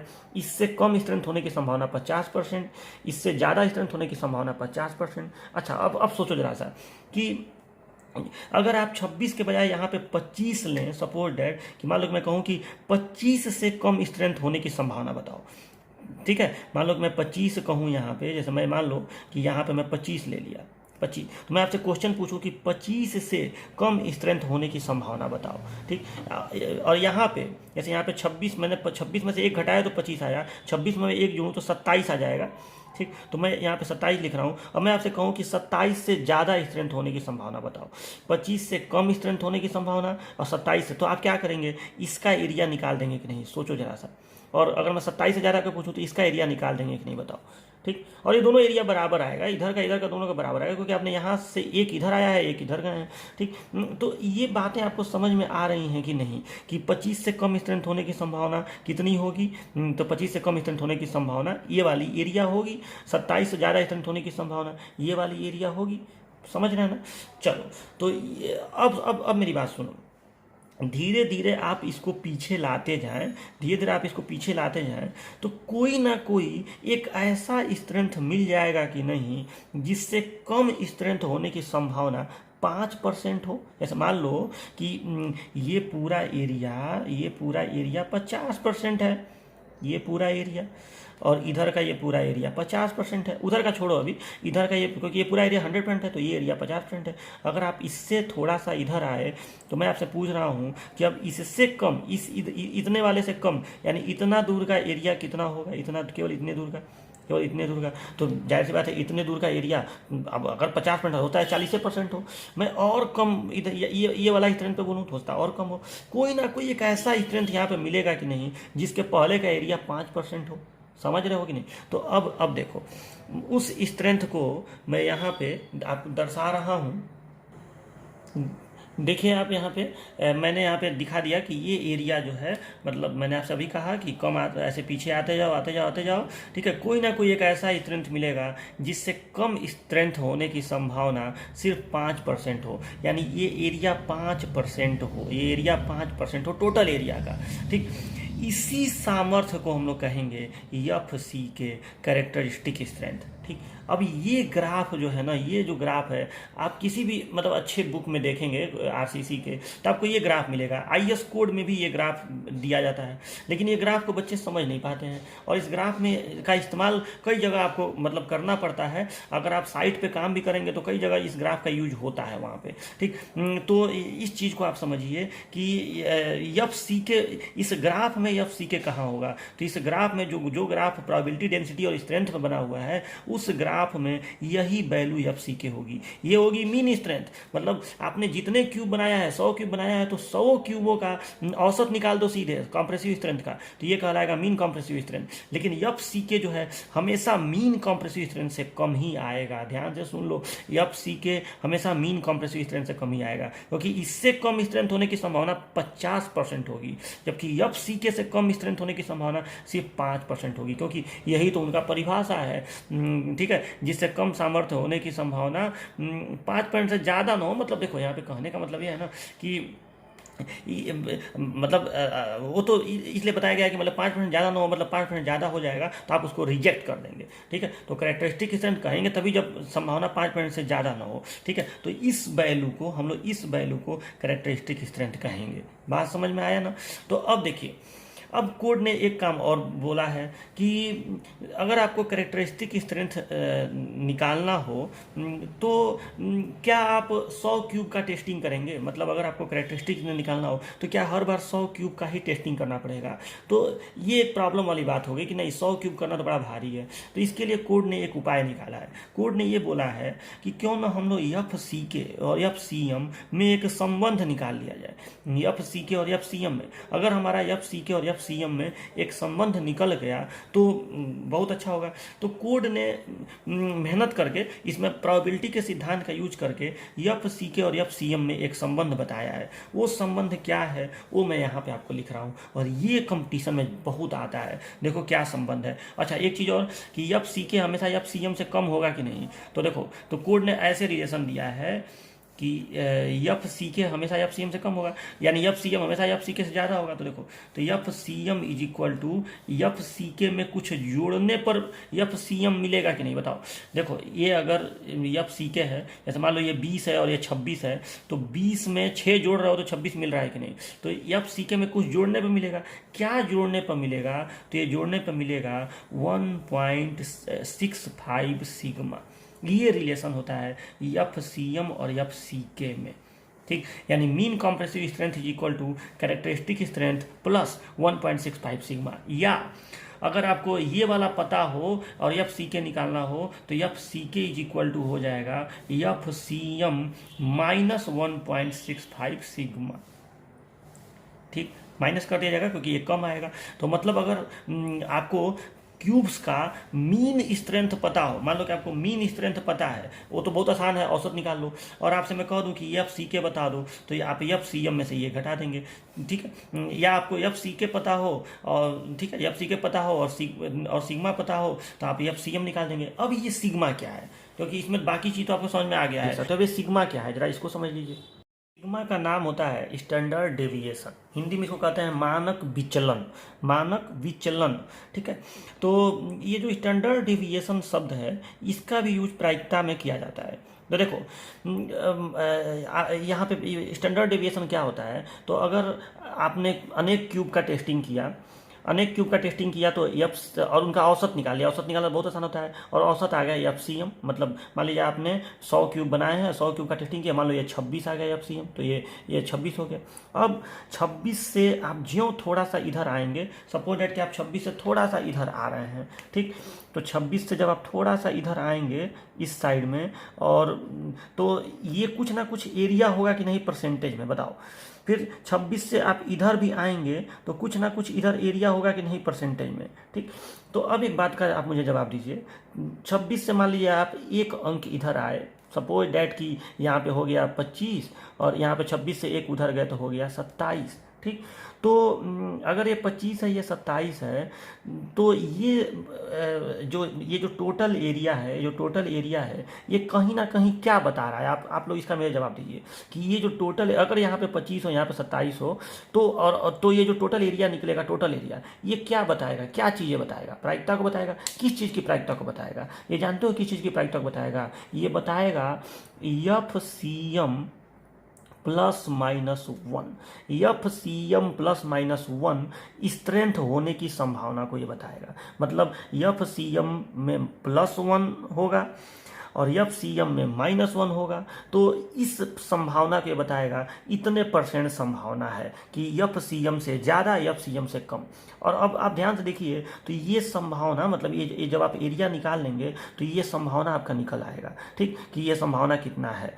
ये बात आपको समझ में आया कि इस तरह से ये संभावना निकल जाएगा कि अच्छा। अब एक बात का जवाब दो कि धीरे धीरे अगर मैं और इधर आता जाऊं और उधर जाता जाऊं, ठीक है, तो धीरे धीरे धीरे ये जो एरिया मैं कह रहा हूं कि इतना एरिया, मान लो एरिया सपोज 10% आया है टोटल, यानी F C M plus minus 1 होने की संभावना मात्र 10% है। यानी एफ सी एम से एक स्ट्रेंथ ज़्यादा और एक स्ट्रेंथ कम होने की संभावना 10% है, ठीक। अब आप अगर थोड़ा सा और इधर आएंगे, थोड़ा सा और उधर जाएंगे तो संभावना बढ़ेगी, 20% होगी, 30% होगी, 40% होगी, ऐसा होगा कि नहीं। अब अंतिम बात सुनो कि जब ये संभावना 68.2% हो जाती है, मतलब ये बढ़ता जाएगा, ये बढ़ता जाएगा इधर, तो जब ये संभावना 68.2%, मान लो कि इतना दूर का एरिया 68.2% है, तो उस कंडीशन में एफ सी एम से यहाँ तक का और एफ सी एम से यहाँ तक का ये जो वैल्यू होता है इसी को हम लोग कहते हैं स्टैंडर्ड डेविएशन। फिर मतलब कहने का मतलब क्या है कि मीन स्ट्रेंथ है एफ सी एम, अब इससे कितना डेविएट हो रहा है, कितना हट जा रहा है, कितना विचलित हो जा रहा है आपका वैल्यू, ठीक है। तो एफसीएम से प्लस में भी इतना हो सकता है, माइनस में भी इतना हो सकता है, जाहिर सी बात है भाई, संभावना वाली चीज़ों में तो बढ़ भी सकता है, घट भी सकता है। तो एफसीएम से कितना कम और कितना ज़्यादा होने पर, दोनों तरफ सेम ही रखना है। तो एफसीएम से इधर कितना कम और उधर कितना ज़्यादा होने पर संभावना, कितना ज़्यादा और कितना कम होने की संभावना 68.2% होगी। उसी माने इधर उधर होने वाला जो वैल्यू है उसी को हम लोग कहते हैं स्टैंडर्ड डेविएशन। कुछ समझ में आया कि नहीं? ठीक है, थोड़ा सा ये टिपिकल बातें हो रही हैं, लेकिन मैं आपको ये थोड़ा सा गौर करेंगे तो आपको समझ में आ जाएगा कि स्टैंडर्ड डेविएशन क्या होता है। यानी ये दूरी कहलाता है सिग्मा। सिग्मा मतलब कि जब अच्छा एक चीज़ और, अगर ये टोटल एरिया 68.2 है तो इधर का एरिया 34.1 हो जाएगा। जाहिर बात है दोनों तरफ का एरिया बराबर है तो आधा कर दोगे तो 31.1% हो जाएगा। ठीक, उधर का एरिया 31.1% हो जाएगा। यानी एफसीएम से सिग्मा कम स्ट्रेंथ होने की संभावना, ध्यान से सुनो, एफसीएम से सिग्मा स्ट्रेंथ कम होने की संभावना 31.1% होगी, 34.1% होगी, इसका आधा। और एफसीएम से सिग्मा स्ट्रेंथ ज़्यादा होने की संभावना भी 34.1% होगी। बात समझ में आ रहा है कि नहीं? ठीक है, इससे कम स्ट्रेंथ होने की संभावना 31.1%, इससे ज़्यादा स्ट्रेंथ होने की संभावना 34.1%, और इससे कम ज़्यादा होने की संभावना 68.2%। तो इससे ये जो वैल्यू है यही कहलाता है आपका स्टैंडर्ड डेविएशन। यानी जब जितना इससे आप जो स्ट्रेंथ में कमी करते जाइए, जब संभावना 34.1% हो जाए, एफसीएम से जितना स्ट्रेंथ कम होने की संभावना 34.1% हो जाए, उसी को हम लोग कहते हैं स्टैंडर्ड डेविएशन। या दूसरे शब्दों में आप ये भी कह सकते हैं कि एफसीएम से जितना स्ट्रेंथ कम ज़्यादा होने की संभावना 68.2% हो जाए, उसी को हम लोग कहते हैं स्टैंडर्ड डेविएशन। ठीक, तो ये स्टैंडर्ड डेविएशन का परिभाषा है। हालांकि देखो ये चीज़ें थोड़ा थोड़ा आपको बस जानना है, ठीक है, इस पर बहुत ज़्यादा आपको ये डरना नहीं है, या बहुत ज़्यादा इस पर ये नहीं सोचना कि अरे ये तो क्या आ गया। ठीक है, ये चीज़ें होती हैं। मैथमेटिक्स, अगर आपको मैं मैथमेटिक्स पढ़ाता तो ये सब का आपको करके दिखाया जाता, प्रैक्टिकली करके आपको ये सब डेरिवेशन होता है, ये सब करके निकालने का, कि आप प्रूफ करो कि इसी को कहते हैं स्टैंडर्ड डेविएशन। लेकिन अभी के लिए वो सब नहीं करना है। तो स्टैंडर्ड डेविएशन समझ में सबको आया कि यहाँ से उतना इधर आओ, उतना दूर इधर आ जाओ कि ये एरिया 34.1% आ जाए। यहाँ पे मैंने थोड़ा सा इसको मिटा के अच्छे से बना दिया है। ठीक है, तो ये जो तीसरा, अभी मैं जैसे नोट नंबर 1 ये था क्यूब वाला, नोट नंबर 2 ये था कि नॉमिनल और डिजाइन होता है, नोट नंबर 3 ये चीज़ है आपका। ठीक, कि कैसे ग्राफ के थ्रू आप कैरेक्टरिस्टिक स्ट्रेंथ को यहाँ समझाएंगे। ठीक है, इस ग्राफ का नाम मैंने आपको बताया था गॉसियन कर्व या नॉर्मल डिस्ट्रीब्यूशन कर्व। और इस कर्व में मैंने आपको एफसीके और एफसीएम बताया। एफसीएम को हम लोग कहते हैं मीन कंप्रेसिव स्ट्रेंथ, एफसीके को कहते हैं कैरेक्टरिस्टिक स्ट्रेंथ। इन दोनों का मैंने आपको संबंध बताया। ठीक है, एफसीएम और एफसीके में मैंने आपको बताया कि जाहिर सी बात है ये एफसीएम जो है एफसीके से बड़ा होगा। यहाँ 0 है तो 0 से आप ऐसे बढ़ते जाएंगे तो पहले मिलेगा एफसीके, फिर बाद में मिलेगा एफसीएम। तो कुछ इसमें कुछ जोड़ने पर ये मिल जाएगा। क्या जोड़ने पर मिलेगा? तो FCM equal to FCK plus 1.65 sigma. अब ये सिग्मा क्या चीज़ है? तो सिग्मा का नाम होता है स्टैंडर्ड डेविएशन। ठीक, अब इसके बारे में मैंने आपसे कहा कि इसके बारे में थोड़ा हम लोग को समझना है कि ये क्या होता है। ठीक, तो स्टैंडर्ड डेविएशन अभी मैंने आपको समझाया था कि क्या होता है। यहाँ पे मैं अलग एक ग्राफ बना के इसको यहाँ पे आपको बता रहा हूँ कि मैंने क्या बताया आपको कि एफसीएम से आप ज्यों जो इधर जाएंगे, जितना इधर जाना है उतना ही इधर जाना है, तो आपको संभावनाएं मिलती जाएंगी कि एफसीएम से इतना कम होने की संभावना कितनी होगी। ये जो मैं बोल रहा हूँ ना, इतना कम होने की संभावना, वो जो इतना चीज़ है वही, इतना स्ट्रेंथ कम होने की संभावना, वही स्टैंडर्ड, वही डेविएशन है। वो डेविएशन है, मतलब एफसीएम से एक कम होने की संभावना, वो एक डेविएशन है। मैंने एक आपका उधर चला गया, चाहे एक इधर चला गया, मैंने +-1। ठीक, तो अब स्टैंडर्ड डेविएशन क्या होता है? जब संभावना इससे कम होने की संभावना 34.1% हो जाए, इससे ज़्यादा होने की संभावना 34.1% हो जाए, और मैं कहूँ कि कम ज़्यादा होने की संभावना यानी 68.2% हो जाए। यानी ये 68.2% क्या है? तो ये है एफसीएम प्लस माइनस सिग्मा होने की संभावना। मैंने स्ट्रेंथ का F C M plus minus sigma होने की संभावना, यही है आपका। अगर ये संभावना 68.2% होगी तो जितना यहाँ पे सिग्मा होने पर होगी वही सिग्मा का मान कहलाएगा स्टैंडर्ड डेविएशन। ठीक, समझ में आ रहा है ना? ठीक है, ये मैं कहना चाहता हूँ। यानी जब आप इससे इधर जाएंगे तो जितना इधर जाने पर, अच्छा हाँ, जितना इधर जाने पर ये ग्राफ का जो एरिया है, क्योंकि थोड़ा सा इधर जाएंगे तो एरिया 10% आएगा, 20% आएगा, कभी ना कभी तो एरिया कोई ना कोई तो एक ऐसा वैल्यू होगा जिसके लिए एरिया 68.2% आ जाए, तो वही जितना इधर जाने पर वो हो जाएगा, उसी को हम लोग कहेंगे स्टैंडर्ड डेविएशन।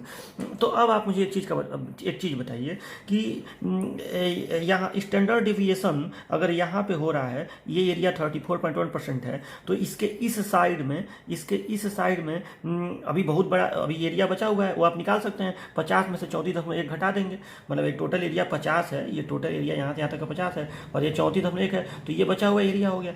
अब मैं आपसे ये बोल रहा हूँ कि आप थोड़ा सा और इधर आएँ, कहीं ना कहीं यहाँ तक आएंगे तो यहाँ पे कहीं ना कहीं एफ सी के होता है कि नहीं, एफ सी के, और एफ सी के उधर जो एरिया है वो 5% होता है। एफ सी के का तो यही डिफिनीशन है ना कि मतलब इस एफ सी के उधर जो है केवल 5% हो सकता है, 5% ज़्यादा नहीं हो सकता है। ठीक है, केवल 5% हो सकता है, उससे ज़्यादा नहीं हो सकता है। यहाँ पे इसको दिखाया भी हूँ मैं कि एफ सी के इधर केवल 5% से ज़्यादा नहीं हो सकता है। ठीक है, इधर का एरिया मतलब संभावना 5% ज़्यादा नहीं हो सकती है, कम हो सकती है, लेकिन 5% से ज़्यादा संभावना नहीं हो सकती है कि एरिया 5% से ज़्यादा हो जाए।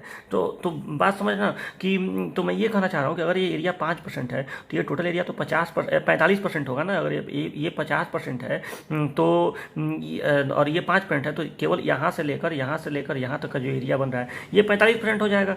अब इस एरिया में जो 34.1% एरिया, मान लो यहाँ तक का एरिया 34.1 है, तो ये इतना दूर का जो चीज़ है ये सिग्मा है कि नहीं, ये इतना दूर का, अगर ये 34.1% है तो यही तो सिग्मा है इतना दूर का। समझ रहे हैं ना? यहाँ पे जो आएगा, यहाँ पे जो वैल्यू आएगा, यहाँ पे वो हो जाएगा F C M minus sigma. ये बीच में एफ सी एम है तो यहाँ पे F C M minus sigma और यहाँ पे F C M plus sigma. मान लो कि ये वैल्यू सपोज 3 है और ये बीच में 26 है, तो 26 माइनस 3 यानी यहाँ पे 23, 26 प्लस 3 यानी यहाँ पे 29। ठीक, सपोज डेट कि 3 उधर जाने पर 34.1% आ गया, तो वही 3 जो है सिग्मा हो जाएगा। तो मैं आपसे अब ये बोल रहा हूँ कि अगर यहाँ तक सिग्मा है तो आप इससे आगे जाएंगे, ये दूरी अगर सिग्मा है तो ये सिग्मा से भी बड़ा होगा कि नहीं, थोड़ा सा बड़ा होता जाएगा कि नहीं। अगर ये इतना दूर का आप सिग्मा कह रहे हैं तो इतना दूर को 1.1 मतलब सिग्मा से बड़ा चीज़ को क्या लिखेंगे, 1.1 इंटू सिग्मा। थोड़ा और आगे जाएंगे तो 1.2 इंटू सिग्मा, थोड़ा और आगे जाएंगे तो 1.3 इंटू सिग्मा। अगर ये दूरी सिग्मा है तो अगर 34.1% एरिया यहाँ तक आपको मिला है, उसको आप सिग्मा कह रहे हैं, तो यहाँ तक जाने के लिए तो आपको 45% एरिया चाहिए ना। तो ये और आगे आप जाएंगे तो सिग्मा और बड़ा होता जाएगा कि नहीं। तो ये जब इस कर्व को हम लोग सॉल्व करते हैं, देखो इसका सॉल्व करने का मैथमेटिकल टेक्निक होता है, जब इसको सॉल्व करते हैं तो जानते हो ये कितना आता है, यहाँ से यहाँ तक का कितना ये आता है, तो ये चीज़ आता है 1.65 सिग्मा। समझे बात को ना? तो यही चीज़ यहाँ फार्मूला में प्रयोग हुआ है, यही मुझे आपको समझाना था कि देखो अब ध्यान से देखो, ये टोटल डिस्टेंस 0 से शुरू करते हैं तो टोटल 0 से डिस्टेंस कहने का मतलब मेरा यहाँ स्ट्रेंथ से है, तो ये टोटल एफ सी एम है, ये दूरी, ये इतना दूर एफ सी के है और ये इतना दूर 1.65 सिग्मा है, तो ये टोटल बराबर इतना प्लस इतना होगा कि नहीं, यानी F C M is equal to F C के प्लस 1.65 सिग्मा होगा कि नहीं, बताओ। तो ये फार्मूला है, ठीक। और सिग्मा का मतलब आपको मैं यहाँ पे समझा दिया, तो ये आपका चौथा नोट हो जाएगा। देखो अभी मैं आपको बताऊँगा लिखना कैसे है, इसको थोड़ा सा इसमें अच्छे से करके मैं आपको सब बताऊँगा कि आपको इसको नोट डाउन कैसे करना है। पहले बातों को अच्छे से समझ लीजिए। सबसे पहले एफ सी एम यानी मीन कंप्रेसिव स्ट्रेंथ, ये सबसे आसान चीज़ होता है। टेक्निकली बोलें तो इससे कम स्ट्रेंथ होने की संभावना 50%, इससे ज़्यादा स्ट्रेंथ होने की संभावना 50%, ठीक, यही होगी। क्योंकि भाई औसत है ना वो, तो उससे ज़्यादा 50% हो सकता है, उससे कम 50% हो सकता है। एफ सी के क्या है, जिससे कम सिर्फ 5% हो सकता है, 5% ज़्यादा नहीं हो सकता है, वो एफ सी के है। यानी एरिया में ये वैल्यू एफ सी के है। और इन दोनों के बीच का जो गैपिंग होगा वो 1.65 सिग्मा होगा। अब सिग्मा क्या चीज़ है, तो सिग्मा वो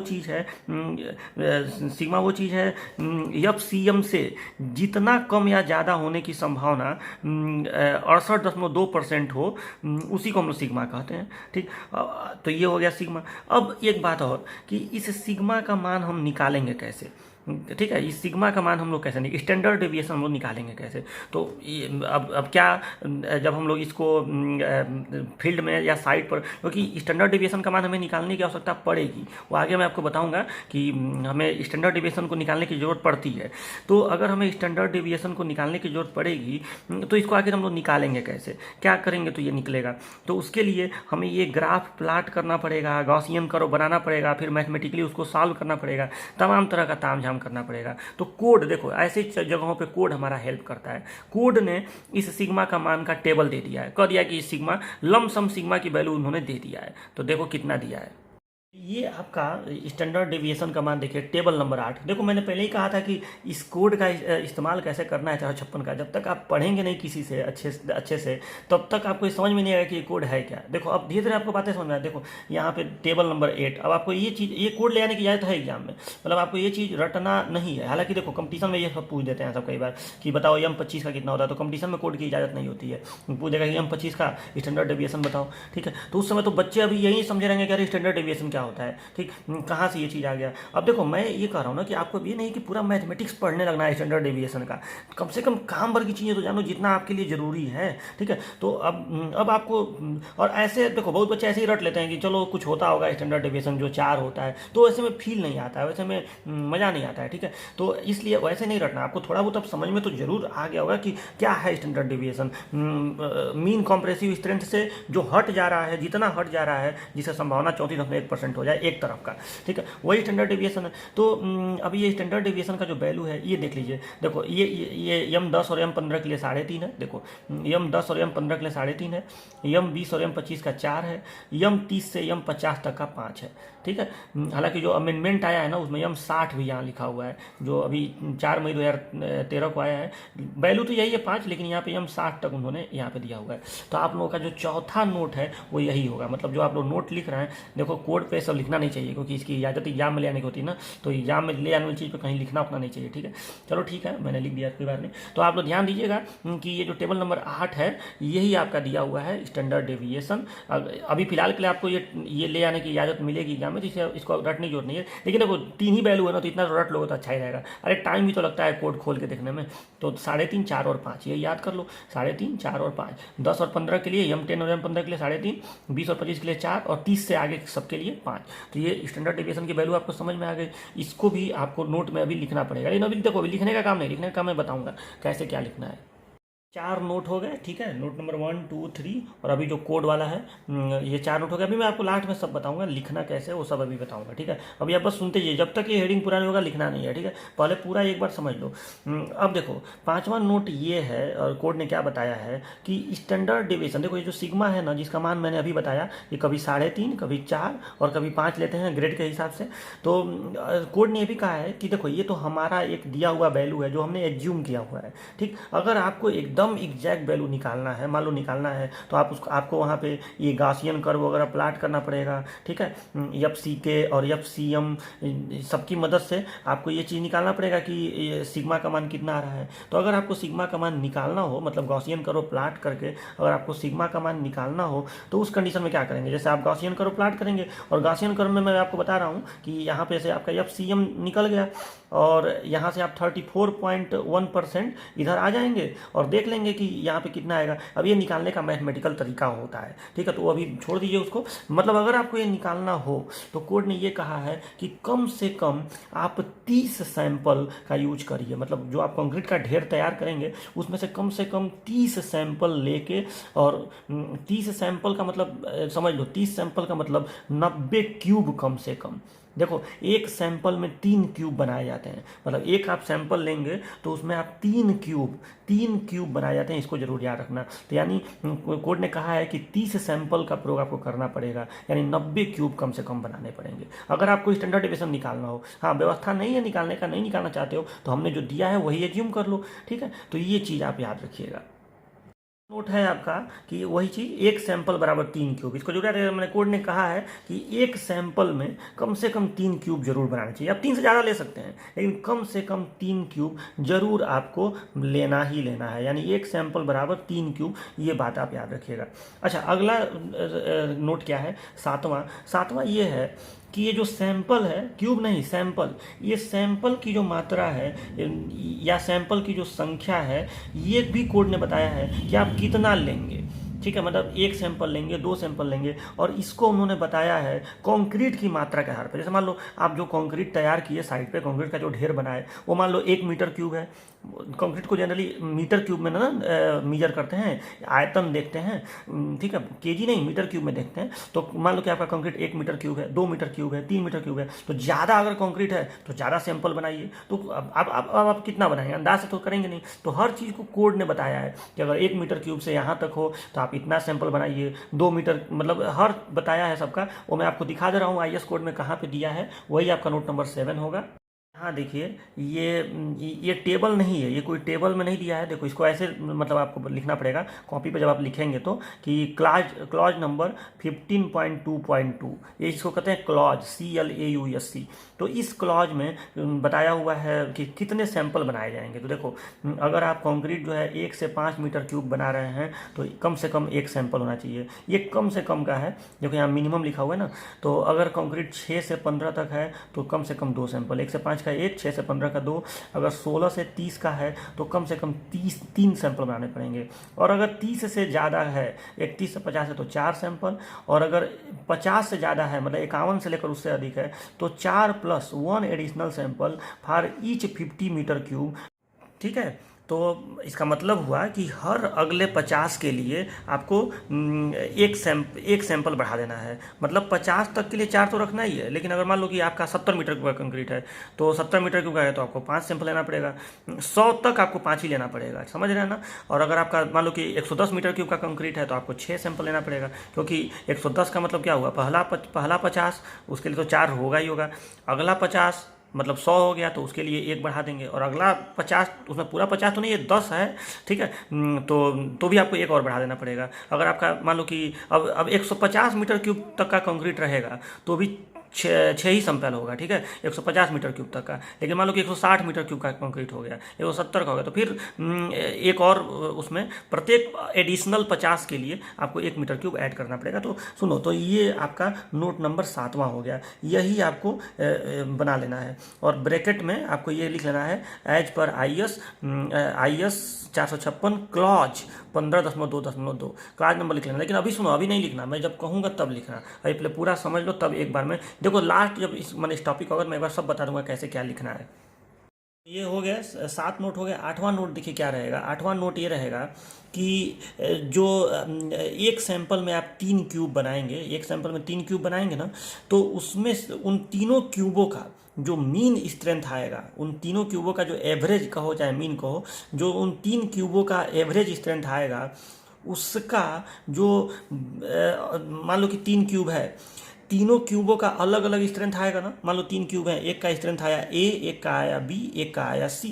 एक ही सैंपल आप लिए, एक सैंपल लिए, उसमें से 3 क्यूब बनाए, और 3 क्यूब बनाए, एक का स्ट्रेंथ आया। मान लो कि आप M20 का बनाए हैं, M20 का आप 3 सैंपल लिए, M20 का कंक्रीट तैयार किए हैं, उसमें से 3 सैंपल, उसमें से एक सैंपल लिए, एक सैंपलिंग कर लिए, उस एक सैंपल में से 3 क्यूब बनाए।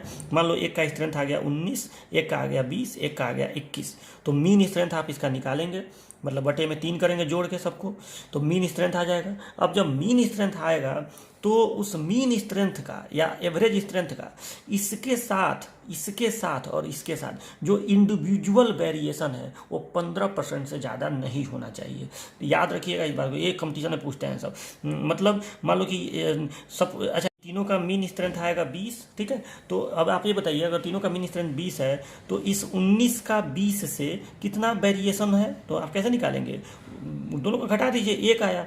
तो और परसेंटेज में निकालना है तो 1 × 100 अब बटे आपको मीन वाले से देखना है तो 1 × 100/20, तो ये आपका आया 5% वेरिएशन आया।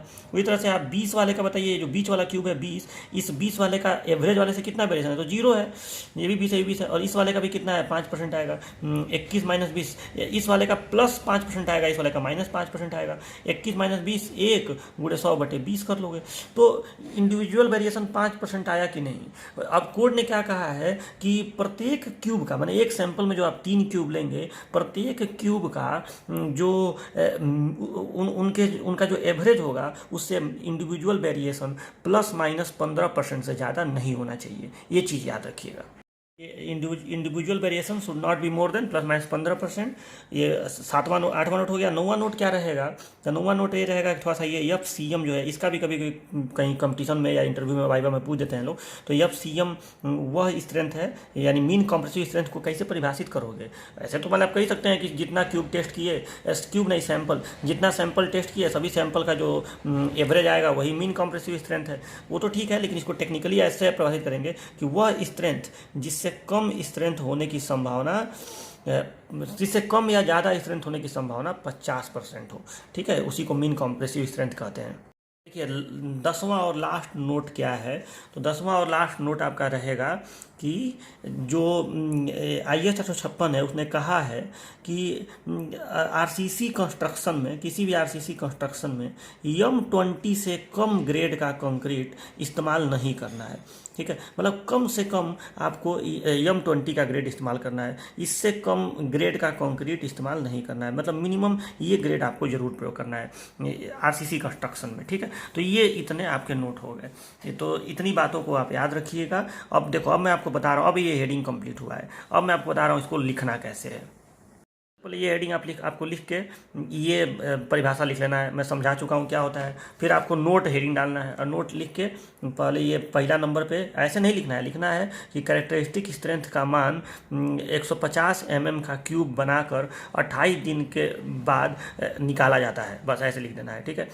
फिर दूसरा ये लिख देना है आपको कि कंक्रीट का मिक्स 2 प्रकार का होता है, नॉमिनल मिक्स कंक्रीट और डिजाइन मिक्स कंक्रीट। इसको डिटेल में नहीं बताना है, क्योंकि देखो अभी फिलहाल ये RCC का कोई टॉपिक नहीं है, ठीक है। तो बस इसको जानिएगा कि ऐसा भी होता है। नॉमिनल माने वही अंदाजा वाला, और डिजाइन माने जो परफेक्टली डिजाइन किया जाए, ठीक। तीसरा नोट आपको ये ग्राफ बना लेना है, बस ये ग्राफ ही बना लेना है, जो जो इसमें लिखा हुआ है सब। नीचे FCM मीन कॉम्प्रेसिव स्ट्रेंथ, और FCM और FCK का ये रिलेशन बता देना है कि FCM = FCK + 1.65 सिग्मा, ठीक। और ये फिगर में ये जरूर दिखा दीजिएगा, इसको खैर मैं समझाया इधर हूँ अगले वाले नोट में, लेकिन इसको आप यहाँ पे दिखा दीजिएगा, ठीक है। ये 5% एरिया, यहाँ FCK FCM ये दिखा दीजिएगा। अच्छा, चौथा नोट आपका ये हो जाएगा, ये ग्राफ, ठीक है। बस आपको ये समझाने के लिए कि स्टैंडर्ड डेविएशन क्या होता है, इसमें ये चीज़ इसमें बताया गया है। तो स्टैंडर्ड डेविएशन जैसे ये लिखा हुआ है थोड़ा सा अपने भाषा में, देखो कहीं एग्जाम में आपको सेमेस्टर में तो ये सब बनाने को आएगा नहीं, बस अपने, देखो मैं चाह रहा हूँ कि आपका नोट्स ऐसा बने ना कि वो आपको भविष्य में भी काम दे, तो अपने भाषा में इसको आप ऐसे ही उतार लीजिएगा। इसको आप कभी भी देखेंगे तो आपको याद आ जाएगा कि स्टैंडर्ड डेविएशन क्या होता है। ये यहाँ पे 68.2% है, ये क्या चीज़ है, तो FCM ± सिग्मा होने की संभावना है, ठीक है। और ये सब ऐसे बना लीजिएगा, समझाया ही हूँ डिटेल में इसको। तो ये आपका हो गया नोट नंबर 4 तक। अब अगला देखिए, नोट नंबर 4 हो गया ना। अब इसके बाद नोट नंबर 5वां क्या लिखेंगे, नहीं नोट नंबर 5वां तो आप वो वाला लिखेंगे ना, कोड वाला, स्टैंडर्ड डेविएशन का जो मान था टेबल नंबर 8 वाला, ठीक है। अभी दिखाया था आपको, तो वो वाला टेबल नंबर 8, रुको फिर से दिखा दे रहा हूँ एक बार, ये वाला लिखेंगे, इसको कॉपी पे लिखेंगे, ठीक है। इसको, ये जो टेबल नंबर 8 है, ठीक, तो इसको आप कॉपी पे लिखेंगे कि इसको कैसे लिखेंगे एज्यूम्ड स्टैंडर्ड डेविएशन, ब्रैकेट में लिखेंगे, ब्रैकेट में टेबल नंबर 8 IS 456, याद रखिएगा टेबल नंबर 8 में दिया है, इसको एडजस्ट करता है ऐसे ही बना लेंगे, ठीक है। यहाँ M60 भी लिख दीजिएगा नीचे। तो ये हो गया 3.5, 4 और 5, इसको याद भी रखिएगा, इंपॉर्टेंट है ये। चलो ये हो गया। और अब देखिए, तो ये 5वां हेडिंग हो गया। अब ये 6वां से शुरू होगा। 6वां आपको यही जस्ट का तर्ज, 6वां, चलो तो ये 6वां जो है, इसको जस्ट का तर्ज ये उतार दीजिएगा कि स्टैंडर्ड डेविएशन का मान अगर आपको निकालना हो तो कम से कम 30 सैंपल का प्रयोग करेंगे। एक सैंपल बराबर 3 क्यूब बताया ही हूँ, कम से कम एक सैंपल बराबर 3 क्यूब कम से कम लिया जाएगा। इन्हीं के 2 ही क्यूब लेके कह दिए कि एक सैंपल हो गया। एक सैंपल लेंगे, उसका 3 क्यूब बनाएंगे और उसका औसत निकालेंगे। ध्यान सुनो, एक सैंपल लेंगे, उसका 3 क्यूब बनाएंगे और उन तीनों का औसत निकालेंगे, तो वो औसत उस सैंपल का कॉम्प्रेसिव स्ट्रेंथ कहलाएगा, ठीक। अच्छा, सैंपल की संख्या कितनी लेंगे तो ये डिपेंड करता है कंक्रीट की मात्रा पर, ठीक। और इसके लिए भी IS ने IS 456 ने क्या दिया हुआ है, एक क्लॉज दिया हुआ है, क्लॉज, ठीक। वो क्लॉज में अभी आपको दिखाया था, वो आपको कॉपी पे बनाना है, ठीक। ये वाला क्लॉज जो है ये आपको इसी नोट में यहाँ पे लिखेंगे। पहले सेंटेंस क्या लिखेंगे कि IS 456 के अनुसार सैंपल्स की मात्रा इस प्रकार क्लास 15.2.2 के अनुसार ली जाती है। और ये बस टेबल बना दीजिएगा, यहाँ से लेकर, और जैसे ये बना हुआ है यहाँ से लेकर और यहाँ तक, ठीक है, यहाँ तक जो लिखा हुआ है 50 मीटर क्यूब, बस ये 50 मीटर क्यूब तक, 50 मीटर क्यूब, ठीक। यहाँ लिखिएगा क्वांटिटी ऑफ कंक्रीट या नंबर ऑफ सैंपल्स, ये पूरा ऐसे, और लास्ट वाला 4+1 additional sample for each additional 50 metre cube, यहाँ तक लिख देना। हो गया, तो ये भी हो गया आपका, ये नोट नंबर 7वां हो गया। अब नोट नंबर 7वां नहीं 8वां हो गया। 9वां देखिए, 9वां आप क्या लिखेंगे, 9वां इतना ही लिख दोगे तो बाद में भूल जाओगे कि ये क्या कहा गया था, इसलिए इसको अच्छे से सेंटेंस के रूप में लिख लेना। क्या लिखोगे, तो 9वां लिखिएगा आप कि प्रत्येक एक सैंपल में बनाए गए 3 क्यूब का, एक सैंपल में बनाए गए 3 क्यूब का एवरेज स्ट्रेंथ प्रत्येक क्यूब के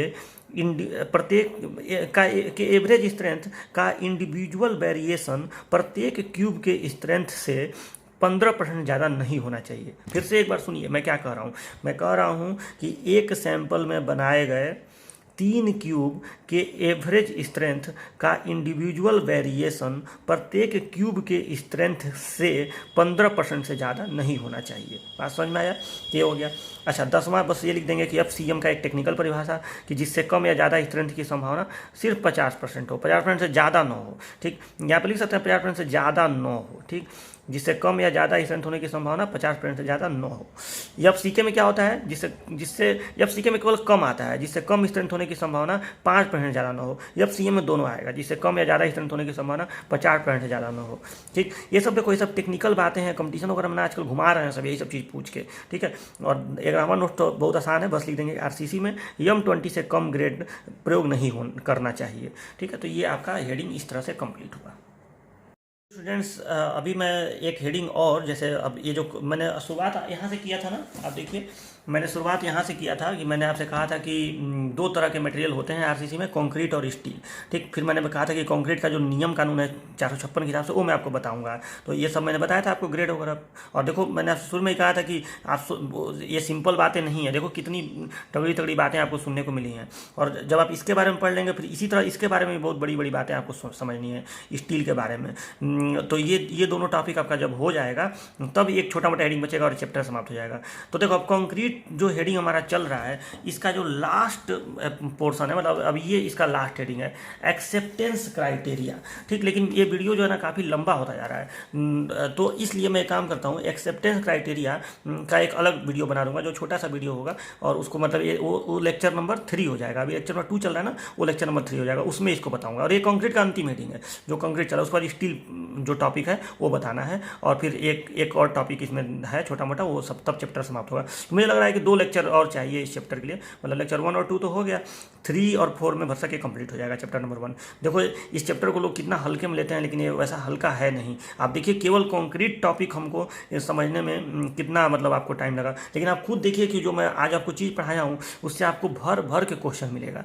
कितने क्वेश्चन हो रहे हैं आप खुद सोचिए। वहाँ वो 5% वाला वैल्यू, फिर इंडिविजुअल वेरिएशन 15% वाला, सोचो जगह जगह इसमें मतलब कम से कम 3 क्यूब लेते हैं एक सैंपल में। मतलब कितना मैं आपको बताऊं क्या क्या क्वेश्चन बनेगा। वो जो सैंपलों की संख्या थी कंक्रीट की मात्रा के आधार पे, ठीक, जो आपको ग्रेड बताया हूँ कंक्रीट का कि ऑर्डिनरी कब होगा, ये कब होगा, वो कब, मतलब इतने सारी बातें इसमें शामिल है। वो फार्मूला आपको देखिए, सिग्मा का वैल्यू देख लीजिए, वो बहुत कंपटीशन में पूछते हैं सब। इतना क्वेश्चन आपको, मतलब बहुत सारे क्वेश्चन। देखो यही तो मैं कहता हूँ, अगर आप 1 घंटा क्लास अच्छे से कर लिए ना, अब आप देखिए, आप JEE का क्वेश्चन उठाइए, कुछ भी दाएं बाएं से पूछेगा आप कर ले जाएंगे, कोई फंसेगा नहीं इस टॉपिक का जो मैं आपको पढ़ाया हूँ, ठीक। जो ये चीज़ होता है, अब आप नहीं इसको अच्छे से पढ़ेंगे तो हमेशा कहीं ना कहीं दाएं बाएं इधर उधर कन्फ्यूजन में बने रहेंगे। तो ये सब मैं नहीं चाहता, मैं चाहता हूँ अच्छे से पढ़ो यार, एक बार पढ़ो, मेहनत करो, हो गया खत्म बात, ठीक है। अब चलो ये एक्सेप्टेंस क्राइटेरिया जो है ये क्या चीज़ है, ये मैं सोचा था इसी वीडियो में पढ़ा दूंगा, लेकिन नहीं, मैं इसको नेक्स्ट वीडियो में पढ़ाऊंगा ताकि ये हेडिंग आपका पूरा हो जाए। तो चलिए, उम्मीद है कि आपको ये वीडियो लेक्चर पसंद आया होगा। तो नेक्स्ट लेक्चर के साथ हम मिलते हैं, तब तक के लिए अपना ख्याल रखिए। Bye bye, take care.